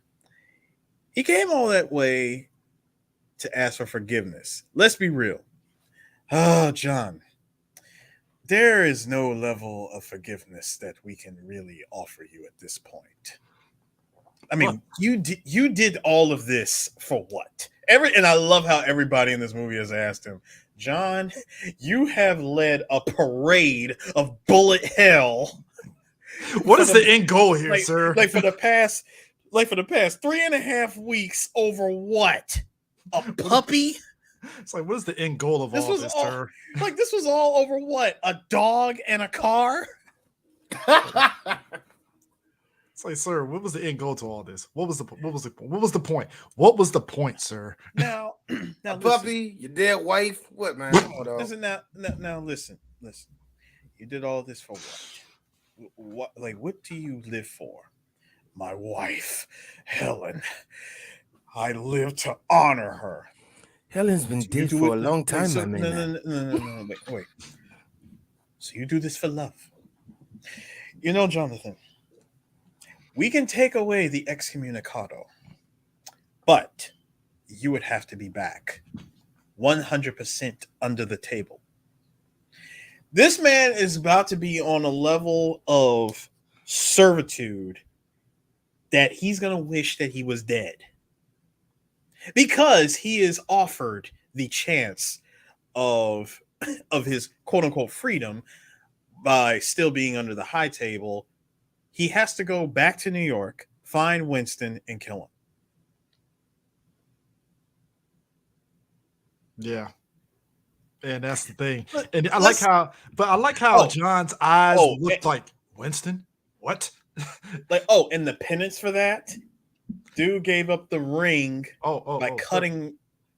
Oh yeah, go ahead. By cutting his finger off. Bruh, I gotta say this for the record. I don't know if I would have the balls to do what he did to cut his finger. And the thing of it is, John did it smartly. He's like, fuck it. Bam! I think that's something, like, I think to do that, you have to be committed to just saying, not doing the, I don't know. It's you have to just do it.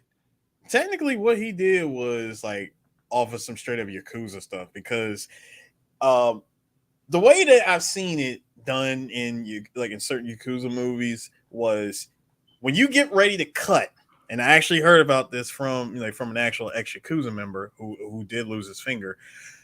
They don't just do, just a simple nick or cut or like an incision with a hacksaw. No, what you do is you get the sharpest knife that you can find. You don't slam down with it. You don't do that. No. You don't even do that. You don't even do that either.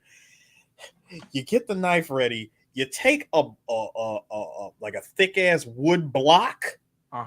Smash the knife with the block. Straight clean through the bone. Yeah, what John did, he came down with a force. Yeah. And bam, like that. Which from my understanding, that's actually a lot more painful. But from the way the Yakuza does it, they do it to where you're gonna feel pain, but it's not gonna be as painful as doing it the other ways. But John, after he did that, he gives the ring up, and the elder puts it inside his pocket, and that's when they sear the singed his freaking finger. So John has to go back to New York to kill Winston in order to clear his debt, and he's gonna be working for the high table. So they're like, "Hey, John, hold on. I think we got the picture of it. He does this moment. Where is it at? Where'd you put it at, D? What up? What's up? And Jonathan, welcome back, my man, my main man. John, I'm sorry. I'm gonna point this out real quick, y'all. And for anybody that's watching this, I want y'all to just run with me on this. For any of y'all that ever watched, movies on Fox, TBS, TNT back in the 90s, don't you hate it when they take a freeze frame like this, and it would be like the beginning, like the first 25 minutes of a movie, they take a freeze frame from the end of the movie or somewhere in the third act, and they use this as a "we'll be right back" type of shit. And you know what? It's so funny. Chris was like, "Come on, man! Everybody's seen the movie at that point," and I hate to be that person. You don't fucking know that. No, for real. Like, there are oftentimes, many times, like somebody like, "Oh, I always wanted to watch that movie. Let me watch it on TBS." I know that's still. I'm just saying, still, you're watching it. You know what I mean? And you just see this shot right here. This just looks like a shot. Spoiler, important part of the movie. That welcome back. I always like. Also, by the way, I always like how they always put the colored fonts up there when they want to make. The colored subtitles. Yeah, I like that shit, man. I just think it was interesting that the elder is the guy, but again, he's one of many people of the high table. So as much as he has say so, and that's following those rules, it's just the fact that like John has to go, but he has to go back to New York, and it's like, yeah, kill Winston, and you we're back good. on it. Yeah, we're back on it. It's just this time around, you're not out the game. You're just working for the high table, doing our bidding, essentially. Which I think that's he had a choice. Either you going to die, or you going to walk your ass back to New York City and kill somebody for me. It's one of the two. No pressure. I like how he gets back though. Zero's waiting for his ass at the fucking Grand Central Station. And I like how he's like, excited as hell. yo, here's the part. They're about to fight each other, and all of a sudden kids coming in there. And that's when Zero was like, you know what, John? That's why I like you. Because if it was me, I would have just I would have said, fuck them kids and fucking went at your ass. I would have been 96 Jordan on your ass right now. Like, fuck them kids. And what killed me is when he says that, it's like, hey dog, y'all just killed like 6 people in front of a whole crowd of people. Like, why did that stop you? No, you know what? This is how I know this movie is real life. Because in New York, you stab somebody and every New Yorker isn't screaming. They're just walking like it's a regular day in fucking New York. That's what makes this whole shit hilarious. Mind your business. Dude, because here's the thing. That's Steve. No, not yet. But here's the thing. Because even with all the murdering John is doing in New York, you notice nothing like that makes the news at all. Because number one, obviously, the high table has people to clean it up. But somebody's like, yeah, I saw some guy on a horse shooting some people. Another day in New York, whatever. Don't care. Yeah, there was these 2 guys on motorcycles chasing a guy on a horse. And what? Look, like the same. Now, here's the thing: we're not like here in DC, here in Washington DC. We're not built like that. No, we're not. We're going like, you see that shit? Now, here's what we do in DC. Hey, so there was like 8 full armored tanks that just passed my house. Yeah, y'all niggas not scared of that? No. What are you doing? Man, I was walking by the Capitol. They got these people with big old AK-47s. Yeah. Don't do nothing stupid. Guys, can you imagine? What's your problem? What? You act like you've never seen a missile before. I never did. How? Let me paint the picture for you. Imagine, if you will, you're coming from Kebab Palace. It's 2:00 in the morning. You're crossing the Woodrow Wilson Bridge. I'm sorry. Stop. I know that's a real place, but to everybody listening to us, they're like, did Chris just say something extremely racist? No, he did not. He did not. It's he a did real not. place. That's the name of the place. All right, so shut the fuck up. Random white person that clicked on here thinking we insensitive. No. But imagine, if you will, all of a sudden you see a lone white guy on the bike pass you. You see 8 guys on the bike sword fighting, and you're like, the fuck is going on here? That also being said, though, there have been plenty of, that being said, though, everybody, in the DMV, there have been plenty of times where traffic was stopped because there was a shooting. Who was shooting? Was it a gang? You don't even need to know who was shooting, okay? Shut up. Mind your business. The police has it. Just keep walking, citizen. That happens in DC too. Yeah. What? You think espionage shit don't happen? It happens all the time around here. We're just like, oh damn, you should get caught slipping. Can you imagine just driving on the bridge? You just see a sword fight break out between a guy and 8 people on bikes. First of all, if it were to go down the way that I would hope, somebody's going over. Oh yeah. There's like at least 2-3 people going over that bridge. Yo, I'm talking about motorcycle and all. Real talk, y'all. If y'all see any random murder in DC and it involves 2 white people, they was working for Putin. All right, they were. That's why. You don't want to be. Hey, look. All I'm saying is you don't want to catch the Winter Soldier action like my man did in Falcon Winter Soldier when he witnessed murder. Shut up, Chris. I'm sorry. That is the most scary shit ever. My man witnessed Winter Soldier murking some dudes on an assassination mission, and Winter Soldier was like, no witnesses. Pow! I'm like, God damn, like, it's cold as hell. Anyway. Yo, my man John gets on a bike, and look, I love watching deaths happen. Outmaneuver as much as he could. Here's the thing. They didn't show in the trailer, but when you watch it, it's like you know it's gonna happen. He grabs that sword and throws it through the fucking tire, and you just see the fucking flip in the air. I was like, yes, I love that shit. A full flip. Dude fell over, got ran over by the other nigga. I was like, yo. Those are the type of deaths you expect for something like that. And when you see it, it's like, oh my God, that is so deliciously awesome. Let's go. Here's where, again, one of many John instances here. My man fully, when he drives back on the bike from the Continental when Zero chases him, flips over the bike and ends up touching the stairs, and that counts as being in a Continental. Base. That was on some base. On some home base shit. Base, nigga. Yo, Sharon came out there like a fucking black mom and was like, hey, it's Continental. We ain't doing this shit here, all right? No, he came out like an actual official. That's what I Like, was saying. dude needed the freaking referee jersey. Just come out there and be like, nah, bro. My dad did that. That was my he already touched that was it. my dad. Right? That was my dad. My dad was like, yo, take all that yelling all that shit down the street or whatever, right there. But whenever there was some shit like that, where if somebody would do some shit like that, my dad would come out, whoa. This is base. He's right. Y'all all wrong. As soon as he touched base, Zero tries to say, but he's excommunicado. Unless you'd like to be one as well, I would suggest you put away your gun and come inside.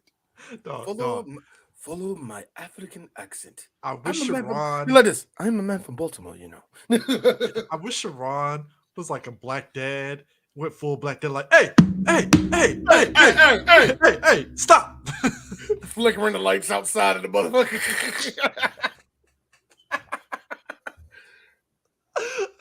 Stop. Hey, what's going on out there? Hold up.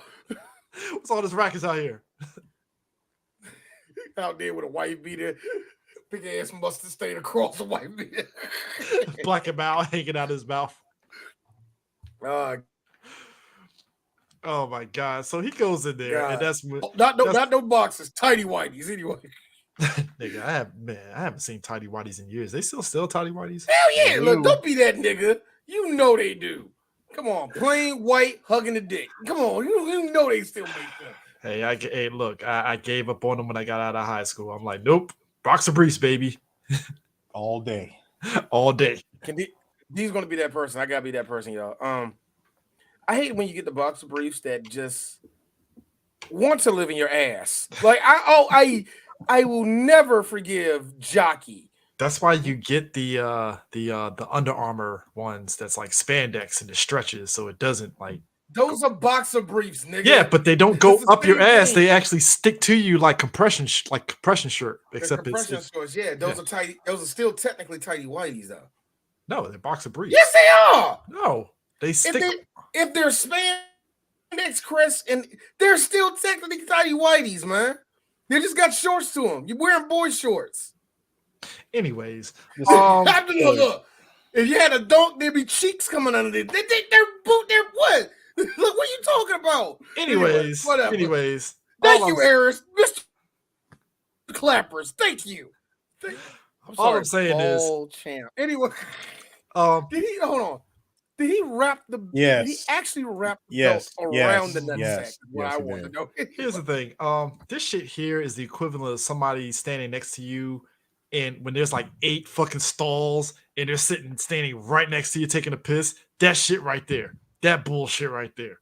Or my favorite from Harold and Kumar, like, bro, there's like several bushes around here. Why did you have to come and piss right next to me? And I like how they showed this long shot. They showed that long shot and they brought it in. It's like, nigga, are you even? Dog, what had me in tears though is John gets the other seat and his dog comes how out. it gets quiet. I got you. No, I like how it gets quiet and you can hear the leather on the seat of him leaning in. Like, the part that I liked is as soon as he finally got reunited with his dog. Before he got reunited with his dog, he says, "I will get the manager in just a moment." Sharon leaves. Zero doing some kid shit. This is some kid shit. When he does this action, look, I gotta tell you, it's an honor. I've always wanted to meet you. Like, the John Wick. I just like the fact that he looked off to make sure the coast was clear, slid over, and goes into like full fanboy mode. There are 5 celebrities that I'm not going to say right now, but there are 5 celebrities that I know for a fact that we're going to at least select 2 of them. We're going to at least interview 2 of them, and they're going to get. Give us 5 minutes. We'll start the interview later. They'll leave. All 3 of us. Look, nigga, we always feel big. I want people to understand this. I want people to I I want want you people. to know that I am a huge fan of yours. I gotta say, I never believed for a second that you killed your wife. I thought your son did it, and it was all cool, but it's all good. I was always happy to meet you, Juice. I'm sorry, I mean, celebrity. I didn't say I wanted to meet. No, I want folks to understand this. There is a quick B-roll of Oh this. yes, Eris, I will do that to O.J. Simpson. It will be quiet. It will be a I want people to understand Mr. this. Simpson, sir. Yeah, There is B-roll. I don't know if Eris I still want to be your AC today. I don't know if Eris still has the B-roll of this. These two motherfuckers were just like Zero to Sean Schemmel at San Diego Comic-Con. Like, oh my God, Oh, Sean. me and Eris. It was funny and endearing. I was kind of jealous. That I was just no. What makes it so good is that Sean rolled with it. Like, all right, Mr. Schemmel, I gotta understand. We see the Saiyans as black people, and what you have done is given us a voice. Oh God, you're not the first people that said that. Yeah. Hi, my name is Goku. You're not the first person that said that. these two could have got shot in the head by John Wick and they would have died happy at that moment. Boy, I Remember, because we told this guy that he was the voice for black people. And you know what Sean said? I seen the stats. I think it kind of checks out. Yeah, I see it. Bruh, I just laugh at the fact that Zero, when Wick's dog came out, is that the dog? He's like, That's "Is the that dog, the dog?" I mean, the dog. That is on the level of a rock star. That's like a level of rock star. Like, I always want to meet you. And some girl runs up to it. Oh man, that's another one, isn't it, man? All right. It's on that same level of like, dude. D is about to go dark. Does this guy know how to party or what? Huh?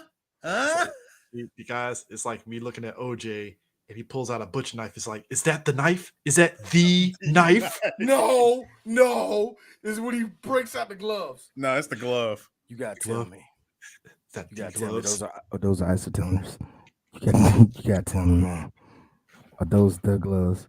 They don't fit. They don't fit. Ah! Oh, is that a white Bronco back there? Oh my God! OJ does that on purpose. They don't fit. Oh, if I was OJ, I would cosplay as the worst thing that they think I am every single fucking. I will come up there in a white Bronco. All I'm saying is, Mr. Hilton, sir, OJ Simpson for BlurredCon 2024. Well, I always wanted to do the thing with the nerds because I was a Star Wars fan. And you know what? And look, if we sit there here, OJ talking about Star Wars, is me. He really loves the Star Wars series. He really does. It's interesting. Nobody's gonna ask him, did he kill his wife? Nobody. No, Eric, no, Chris again. After you sit there, that was an amazing interview. Yeah, I love it, man. Hey, Dad, I interviewed O.J. Simpson. That nigga did it. He did it. Oh, he did it. Most controversial thing at 3BG, we interview OJ Simpson. Out of all the shit that we've said and done, OJ Simpson is the line where everybody's like, all right, that's it. I ain't listening to these motherfuckers. They got OJ Simpson on a goddamn podcast. Fuck these motherfuckers. It's like, really? OJ Simpson was the line? Anyways, so John goes up to Winston. Winston has a room that's like all seeing, and he makes a joke like, I have this room so I can actually see everybody and see what they're using and stuff. So see what is in front of me and all that. You see the big LED screen behind me. By the way, low key, Martell low key sponsors John Wick because that drink basically shows up in every fucking movie. Nope. Yeah. So Winston basically more or less tells John, so you gonna be a bitch for the high table and kill me, or you gonna be your own man? I'll tell you one thing, Jonathan. If I'm going to be killed, I would rather be killed in the hands of a friend than just some random nobody from the high table. Yo, Winston low key habitually line steps. John, you could kill me, but Look, because it was one of two are you things. really Oh, yeah, free if you kill me? it's like, No. nigga, Yeah, I'm gonna are you stand for really? this shit. It's like this. I'm gonna fight for this shit. But if somebody's gonna kill me, you know what, John? I'm glad it's you. Because you're going to do it real quick. I'm right in the middle of the speech right now, and I'm not even going to see it coming because you that professional. I mean, let's be real. I But gave if you. hold on, like this. Well, you trying to be a bitch all your life. But let's be real. I gave you an hour, and you managed to escape. It's been But 3 now days, Jonathan. I don't know how you. But I don't know now how you many come back. miles of air But you- now you come back, and this is how you come back. Are you even free? Putting a bullet in my head really doesn't solve your problem. Dog. I like how the adjudicator rolls up there and was like, "So, John, I guess you didn't do it, huh? Well, all right then. I'm gonna have to bring my squad in to clean up this place, and yeah." No, see, she asked him, "So, are you going to do your job, Mr. Wick? Are you going to shoot him in the head?" "No, I don't think I will." "Well, if that's the case, then you will leave me no alternative. The Continental is now what is it?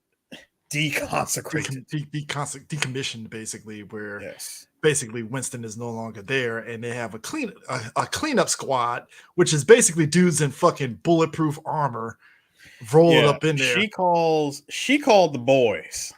And funny thing, Zero and them are chilling. Got my nigga while he's shaving his head right here.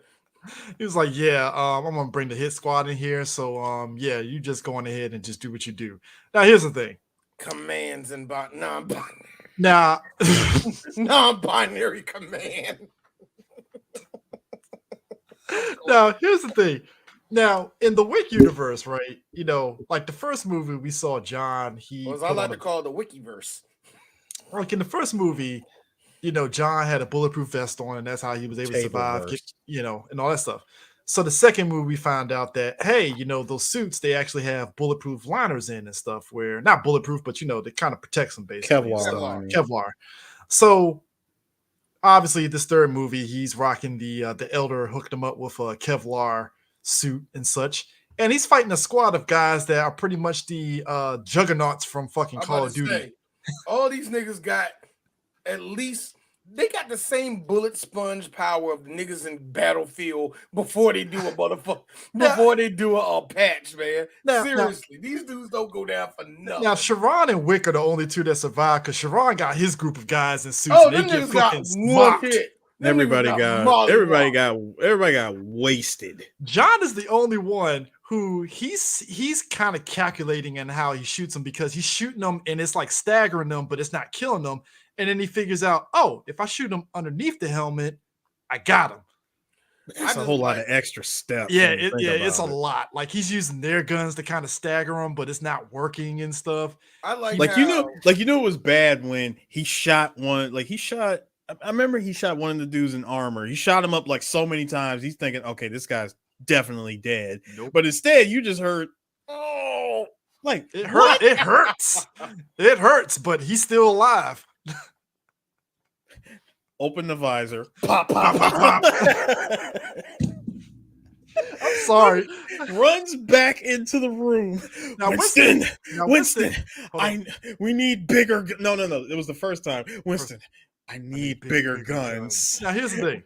Winston is in there with John Wick's dog. He has a wine glass that has Martell in it, and he's just drinking. Like, yeah, got Arby right here. Do what you guys do. This face. He just looks like look around you, Jonathan. There's weapons everywhere. Do what you gotta do.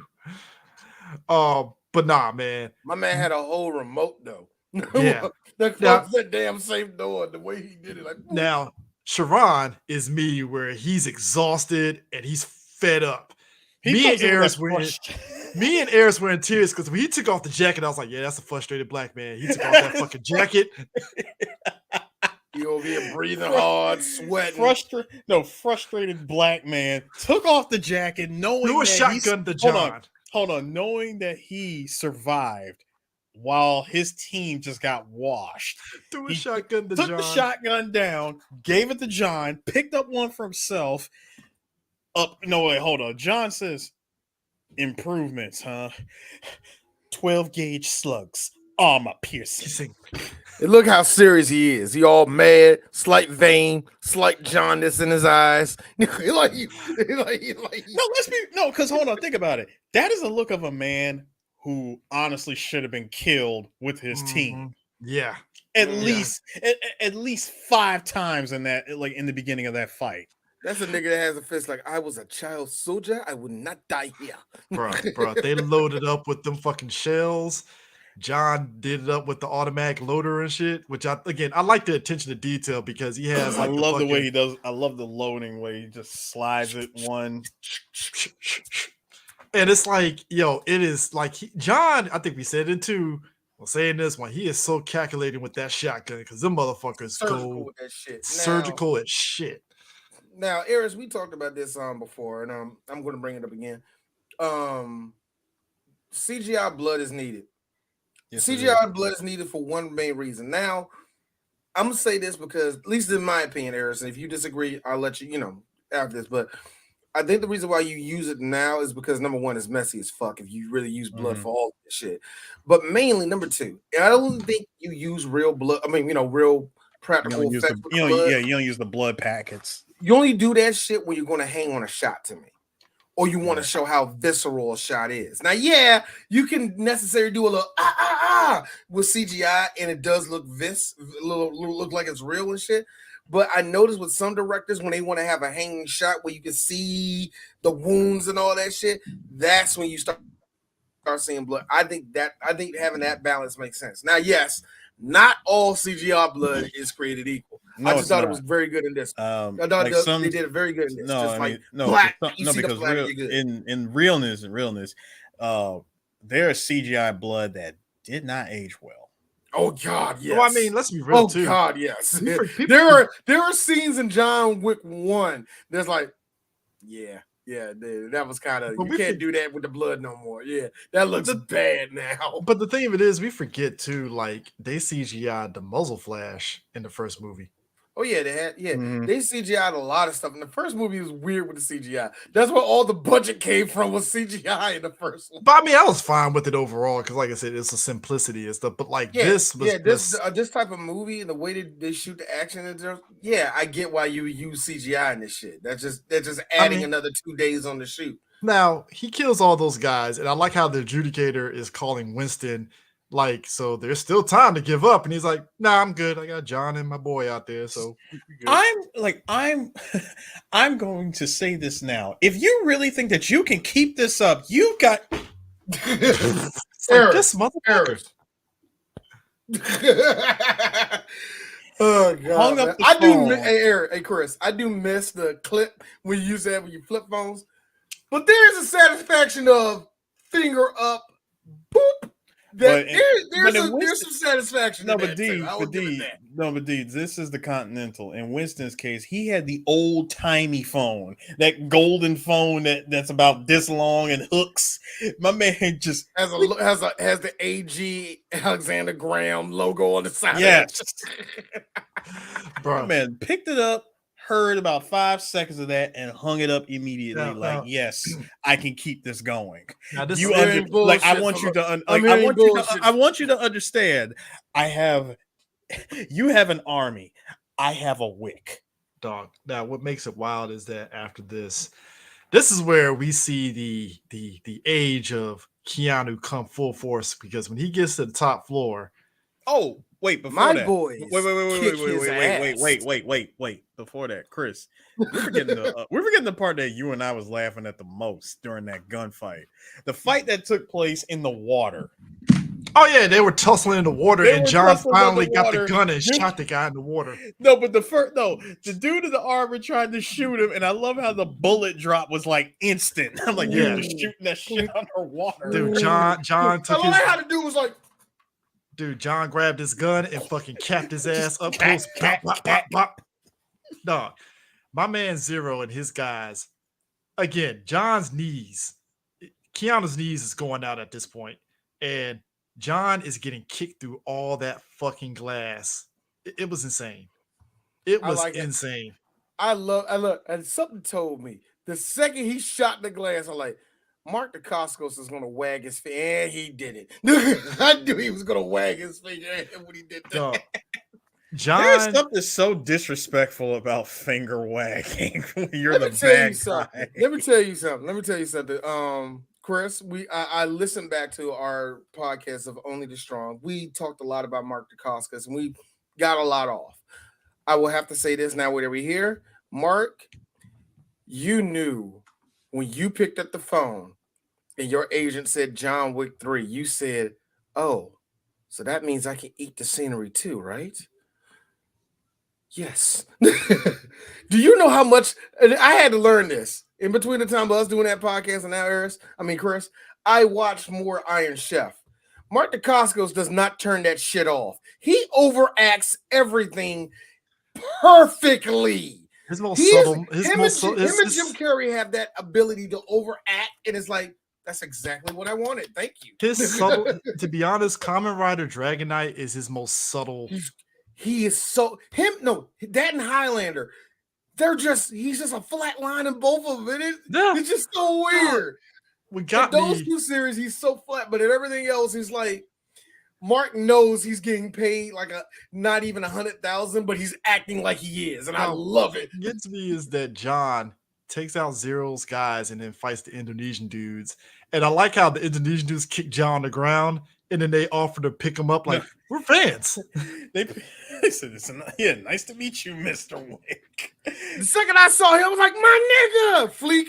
And you saw the other nigga. It's an honor to fight with you, Mr. Wick. I was like, man, dog, let's go, nigga. They got, I like, John Wick meets the Raid. This is awesome. No, this is what I. But it makes sense. Gareth Edwards, he's worked on both of these movies, so come on. Gareth, yeah. We said it before in the last. Yes, Gareth. Yes. More. Oh yeah, let y'all know it. Raid 2, this one below me, we're gonna have to put shackles on him because the Raid 2, Chris was like, rainbow shot out of his dick. Look. It was me and 15 other black men in that theater at the Hoffman, and we were jerking ourselves in excitement, like, oh man, oh shit. He comes with that baseball bat again, man. The part that had us at full staff, the kitchen fight. Yeah. Oh, the little. Yeah. When it was good. No, what had me rolling is when they were inching towards each other, we were chuckling like, oh shit. Let's go. I'll never forget in the kitchen fight. I was watching that with my father-in-law. And my father-in-law, the second he saw them scooting in, he said exactly what he said. They about to fight now. Here we go. Now get this. The both of them used their weapons from the Raid in this fight with Eris, that's what I was just about to say. Because when Mad Dog took out that little let's go. I was excited. As soon as I saw both of them with their knives, I'm like, oh yes. They straight picked them out one by one from the Raid and brought them into this movie. Johnny Boy was like, oh, you got knives? I got this leather belt from Men's Warehouse. About to go. I like how belt cutters and doing an angle slam was the way he got out of this. I love it. I love how that nigga went Kurt Angle with that slam and right through the glass. I'm like, yes. John also, and after this very, very intense fight, he let them go and responded responded in Indonesian, be seeing you. Now, this is a question, y'all. This is just D. Does anybody come back in the fourth one? No. Nobody? Okay. Now I gotta go. Nobody from this one. Now this is just D. I noticed that he let some people go throughout this whole series. Is that a sign of the writers or the director saying, I love these niggas, I'm gonna let them live? I think so. Or is it some type of little loop around of it's going to show up in the story? Or I feel it's two things. One, they like these characters. to where if they do a spinoff or whatever, we see them again in some way, shape, or form, in some difference. Like, us to this day, Khan is still being alive at the end of 2 when he gave him that professional courtesy. Like, hey, you take that knife out, you're dead. So do with that what you will. Professional courtesy. And Khan just has that shit-eating grin, like, okay, John, touche. I retired rap for a reason. And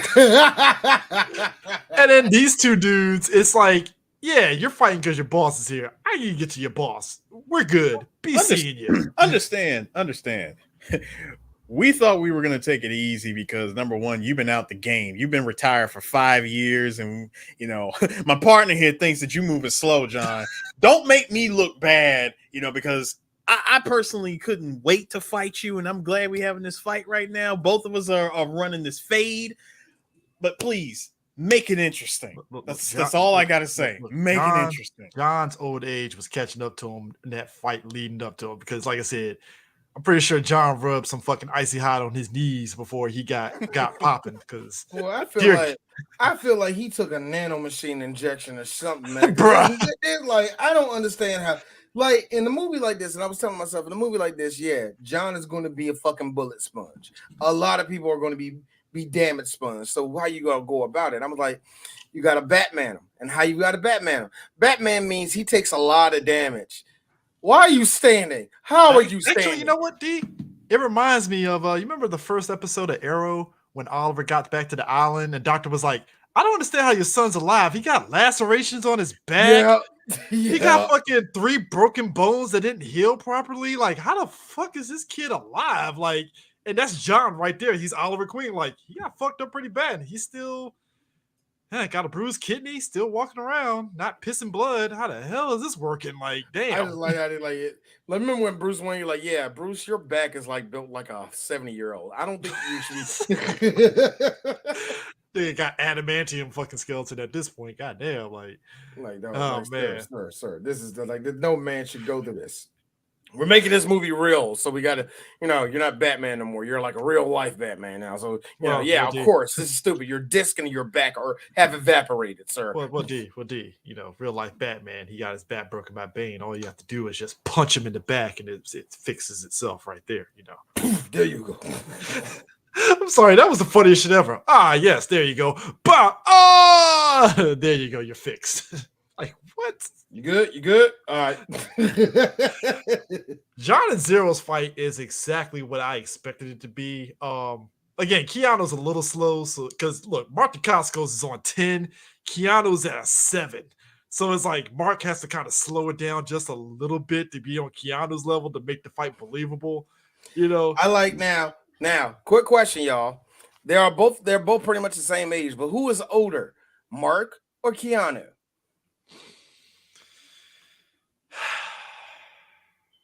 Probably say Mark is older, ain't he? Yes, Mark is 59, Keanu is 58. I'm sorry, what? Wait. Keanu Reeves is older than 50 years old. Yeah. Keanu Reeves. He was 50. Is 58 years old. Genetics. Keanu Reeves. He was 50 when he did the first one.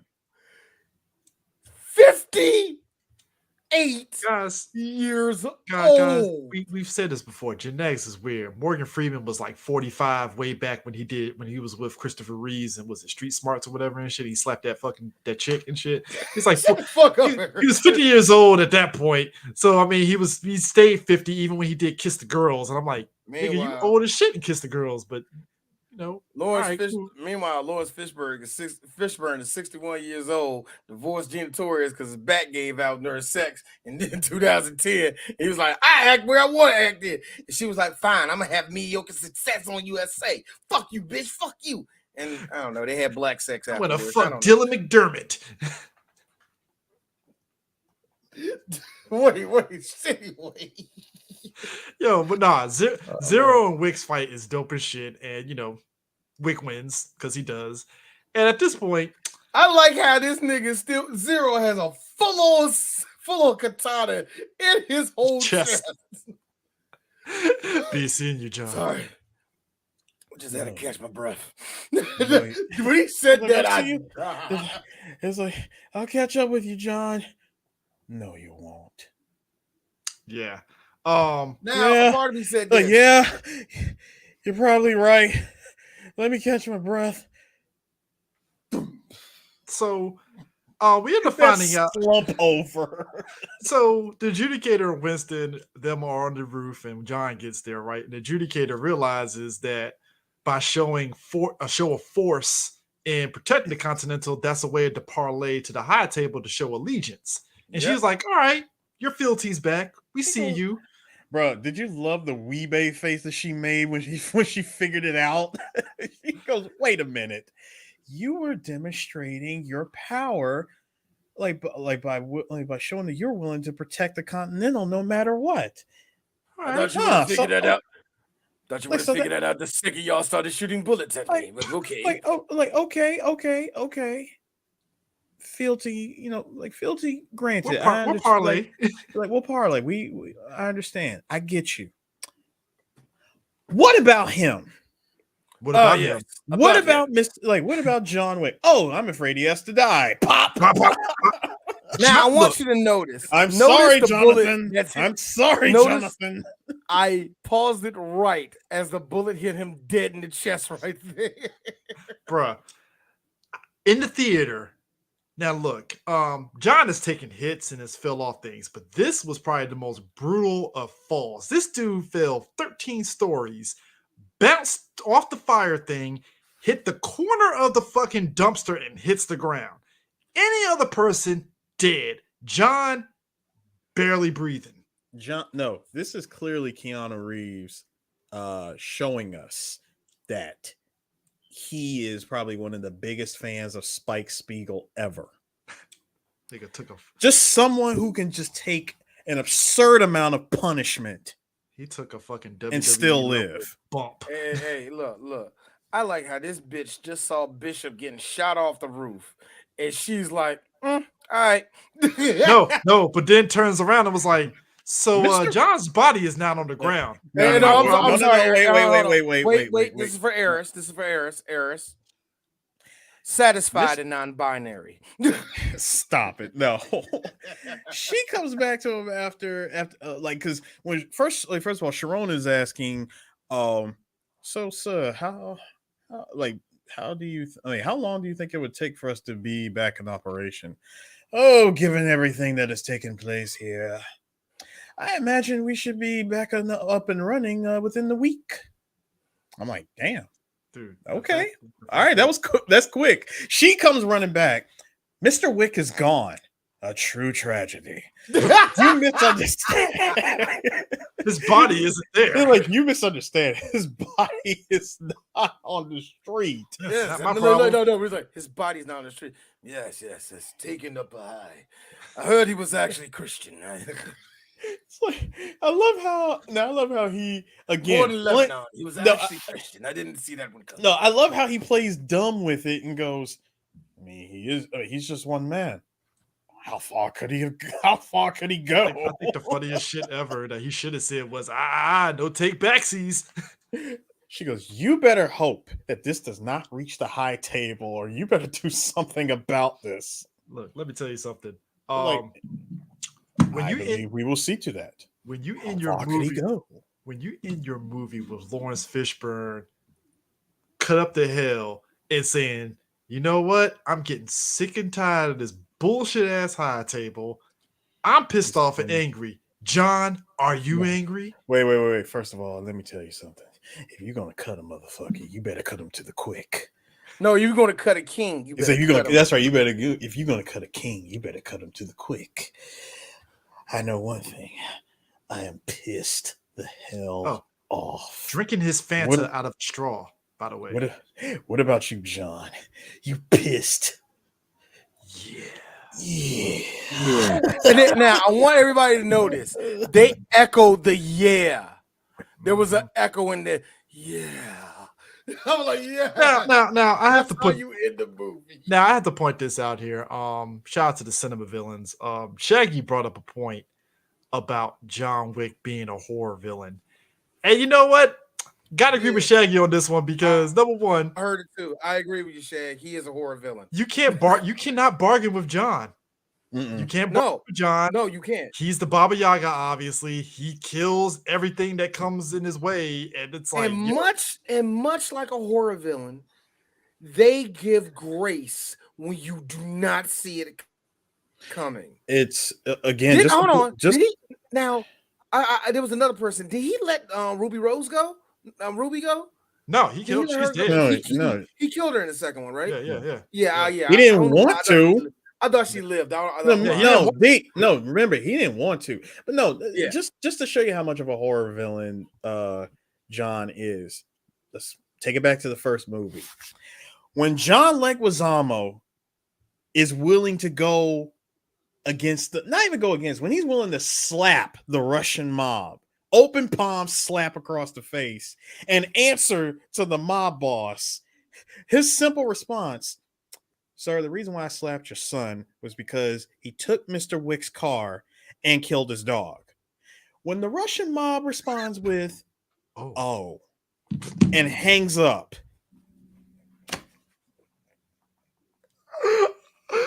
Now, because we're establishing the world here. Mob. John Leguizamo, let me just give some magnitude to that. John Leguizamo, with all the shit we've seen in here, John Leguizamo was like level 1 of all of this bullshit. And that nigga said, that nigga touched John Wick. Oh, shit. Hold on. See, first of all, that's why he asked the question. Remember, he asked that question. He said, first of all, what are you doing with this car? Why is it here in my shop? Get it out of my shop. You know what? The guy you took this car from, what? Did you kill him? No, I didn't kill him. I fucked up his dog. You fucked up his dog. Wait. You fucked up his dog. That's what you did? Man, that's some crazy shit, dude. Oh, you getting this fade. Slap. Get your shit out of my car. I like what Josh said. He that way. Here's the thing. Over there. Here's the thing. Hey, John, you know I like you, nigga. Because that's how. But that just goes to show you the level of danger when it comes to John. When it comes to messing with John Wick, when you're willing to step to the Russian mafia, and even tell them why you did it too. But even when then, your reason is somebody did this to John Wick and let him live. Oh, I just like how there's niggas. You're in the clear. I like how there's niggas in the Russian mob that knew. Oh, he came out to school where Morticia was teaching at, right? Oh, yeah. Fuck. No, not even that though. Like by the time you get to the third movie, even the high table knows how dangerous that motherfucker is because there's a line where Winston was like, "You gonna kill the fucking high table?" Eris said a line all the way back in Oddly Enough, Light It Up, my favorite episodes that we did. Eris was talking about how the principal didn't know his star students, and he said that's a poor sign of leadership when you don't know who your star pupils are and all the rest of that shit. Yep. You goddamn right, the high table know who John Wick. Because, like you said, he's a disruption. Winston and Bowery King are disruptions, but John is really the disruption because it's like this motherfucker, if he could kill all of us. You can get enough people to kill Winston. You can get enough people to kill with Bowery King. You can get enough of that. You have an X Factor called John Wick, who is a human fucking tornado of death. So, and remember what Winston said before the gunfight inside the Continental in this movie. Oh no, sorry. It was at the beginning when the excommunication started. We have everybody everybody in under the high table is all after that bounty. I believe that the odds are 50-50. The odds are about even. I hate now. I like how in an action Trump movie, all three of us hear that we go, shut the fuck up. Because they always say, yeah, he can walk all the way from Alaska to Peru with $14 and kill all these. Like, they'll do all that with Stallone. Not Stallone, I mean, Seagal. And we're like, shut up. there was not even much hype with Bubba. We just see what he did. It's like, oh yeah, y'all about 50-50. Because I mean, because like I said, I'm the giving first, the odds 50-50. because the first movie was like, all right, this is the pause. Like we see him kill. He's an assassin. That's assassin. He's just a really good assassin. The Second movie was like, oh shit. oh, he a really good assassin. I- The third movie, this nigga's a goddamn problem. The third I movie, think they John knew, is he is unhinged. and I think that's the whole. I think that's why it's important to really establish when you're a sequel and what message they're going to put out there, because the second movie was just that. Oh, John is really literally the fucking boogeyman. He really is killing everything. So by the time you get to the third movie, you see why the high table's over there. All right, man. Somebody go to New York. John's doing it for the love of the game, folks. All right. Yo. Love the game. John Wick. No, look, John Wick is the 300 Spartans versus Xerxes and all of Persia. But yet, hold on. But here's the trick: he survives at the end. I'm just mad that you said that, Chris. I'm so mad you said He is. It's like, dog. It's like killing is just like, it's like a reflex, like, bah, bah, bah. It's like, damn, this guy just, no, that's not what you say. One of my favorite lines in Batman Forever was at the very end. Why won't you just die? No, it was why can't I kill you? Oh yeah, that's what he said. Kill you. I think the details, though, here's the details of the gunfight that I like, right? We say he's bulletproof, but I like the details of him literally raising up his jacket to shield himself as he's shooting at times. Because they know. Shoot him in the face. Yeah. Shoot him in the face. Yeah. I think a lot of people, and I think the one inspiring thing I love in this was the fact that, not to say that it doesn't happen in real life, because of course it does, but I think a lot of us played Call of Duty, Battlefield, or whatever we have, and pow, pow, pow, click, click, shit. They did that like 3 times in this movie. I feel, you know what though? Like I said, I've shot guns before, but I feel to be in that line of work, you got to have your head on a swivel like times 100, and just instinctually, just bam, you're killing somebody without like no hesitation. That's why I laugh at people that says that look at sharpshooters like, oh man, he's awesome. I'm like, that's a fat guy that just standing stationary. Tell that nigga to run. They're like, don't tell him to do this and see what happens. Yo, you see those fat white guys that be like sharpshooting? Yeah, they're awesome.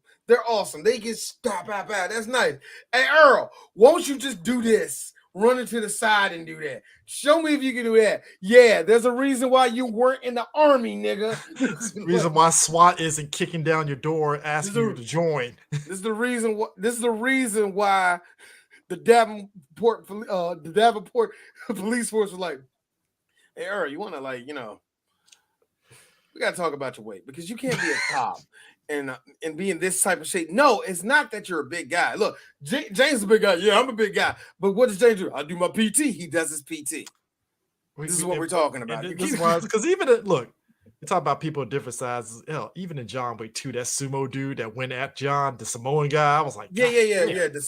But we was talking about it in that movie that like, yeah, sumo wrestlers are very strong dudes, and they are like, don't let the doughiness and the fact that he's Japanese fool you. No, that nigga can go. Yeah, he's like a freaking linebacker. He's gonna hurt you. Hopefully soon, when D watches John Wick 4, we can talk about John Wick 4, because Chris, we're probably gonna talk about it next year. You sure about that? You know what? Look. Hey, we audibled on Predator, and that worked out for us on That's that one. That's what I'm saying. That's not happening. By the time you come back, we're gonna be talking guys, about John Wick 4. We gotta talk about this. Look, we did it with look. That's why I said don't say never, because we did it with Predator. We did it with Batman last year.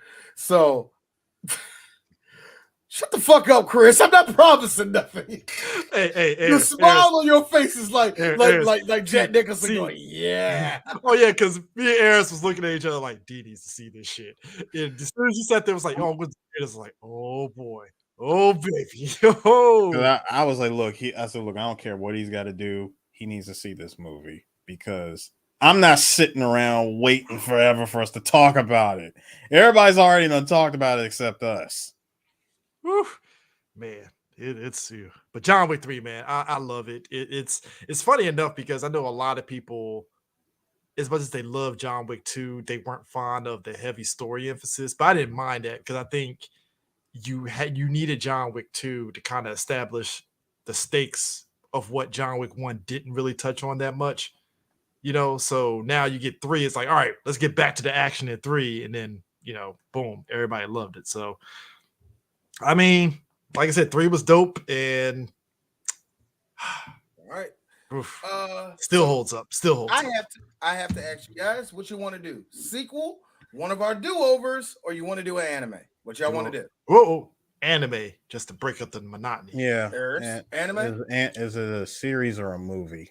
Oh, just a movie. Just a movie. Okay. It's a movie that we know very, very, very, very well that we never actually did a full review for. Ironically, I actually looked at that. That is Street Fighter 2. less. We never fucking did that.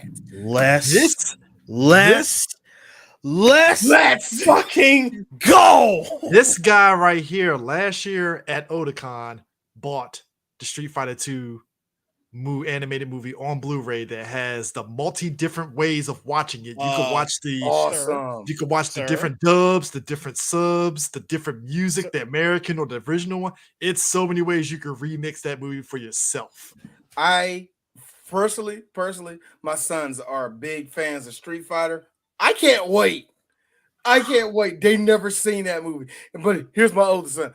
Hey, Dad, what about Alpha? You don't want to see Alpha. No. You don't want no parts of Street Fighter Alpha. Yep, that one. Yes, sir. That is the folks. You can find on Right Stuff. It is the definitive version of Street Fighter 2, the animated movie. This is legit the only way to watch this movie. I would say this one, and if you can, buy Akira, because Akira has 3 different dubs on that one. Yes, it does. The Akira on 4K is make sure you get the correct one, because Funimation screwed up when they initially released when they initially dropped the 4K. They advertised, 4K HDR. Anyone who bought it when it first dropped, no HDR was found. So sounds about fun. No, so Funimation sounds funny to me. So Funimation, admitting fault, said, listen, provide just show proof, receipt. We will send you the actual one. Sisu, I thought you were gonna say, well, I'll take a chance. I was on. They good with the cut they got. They good with the cut.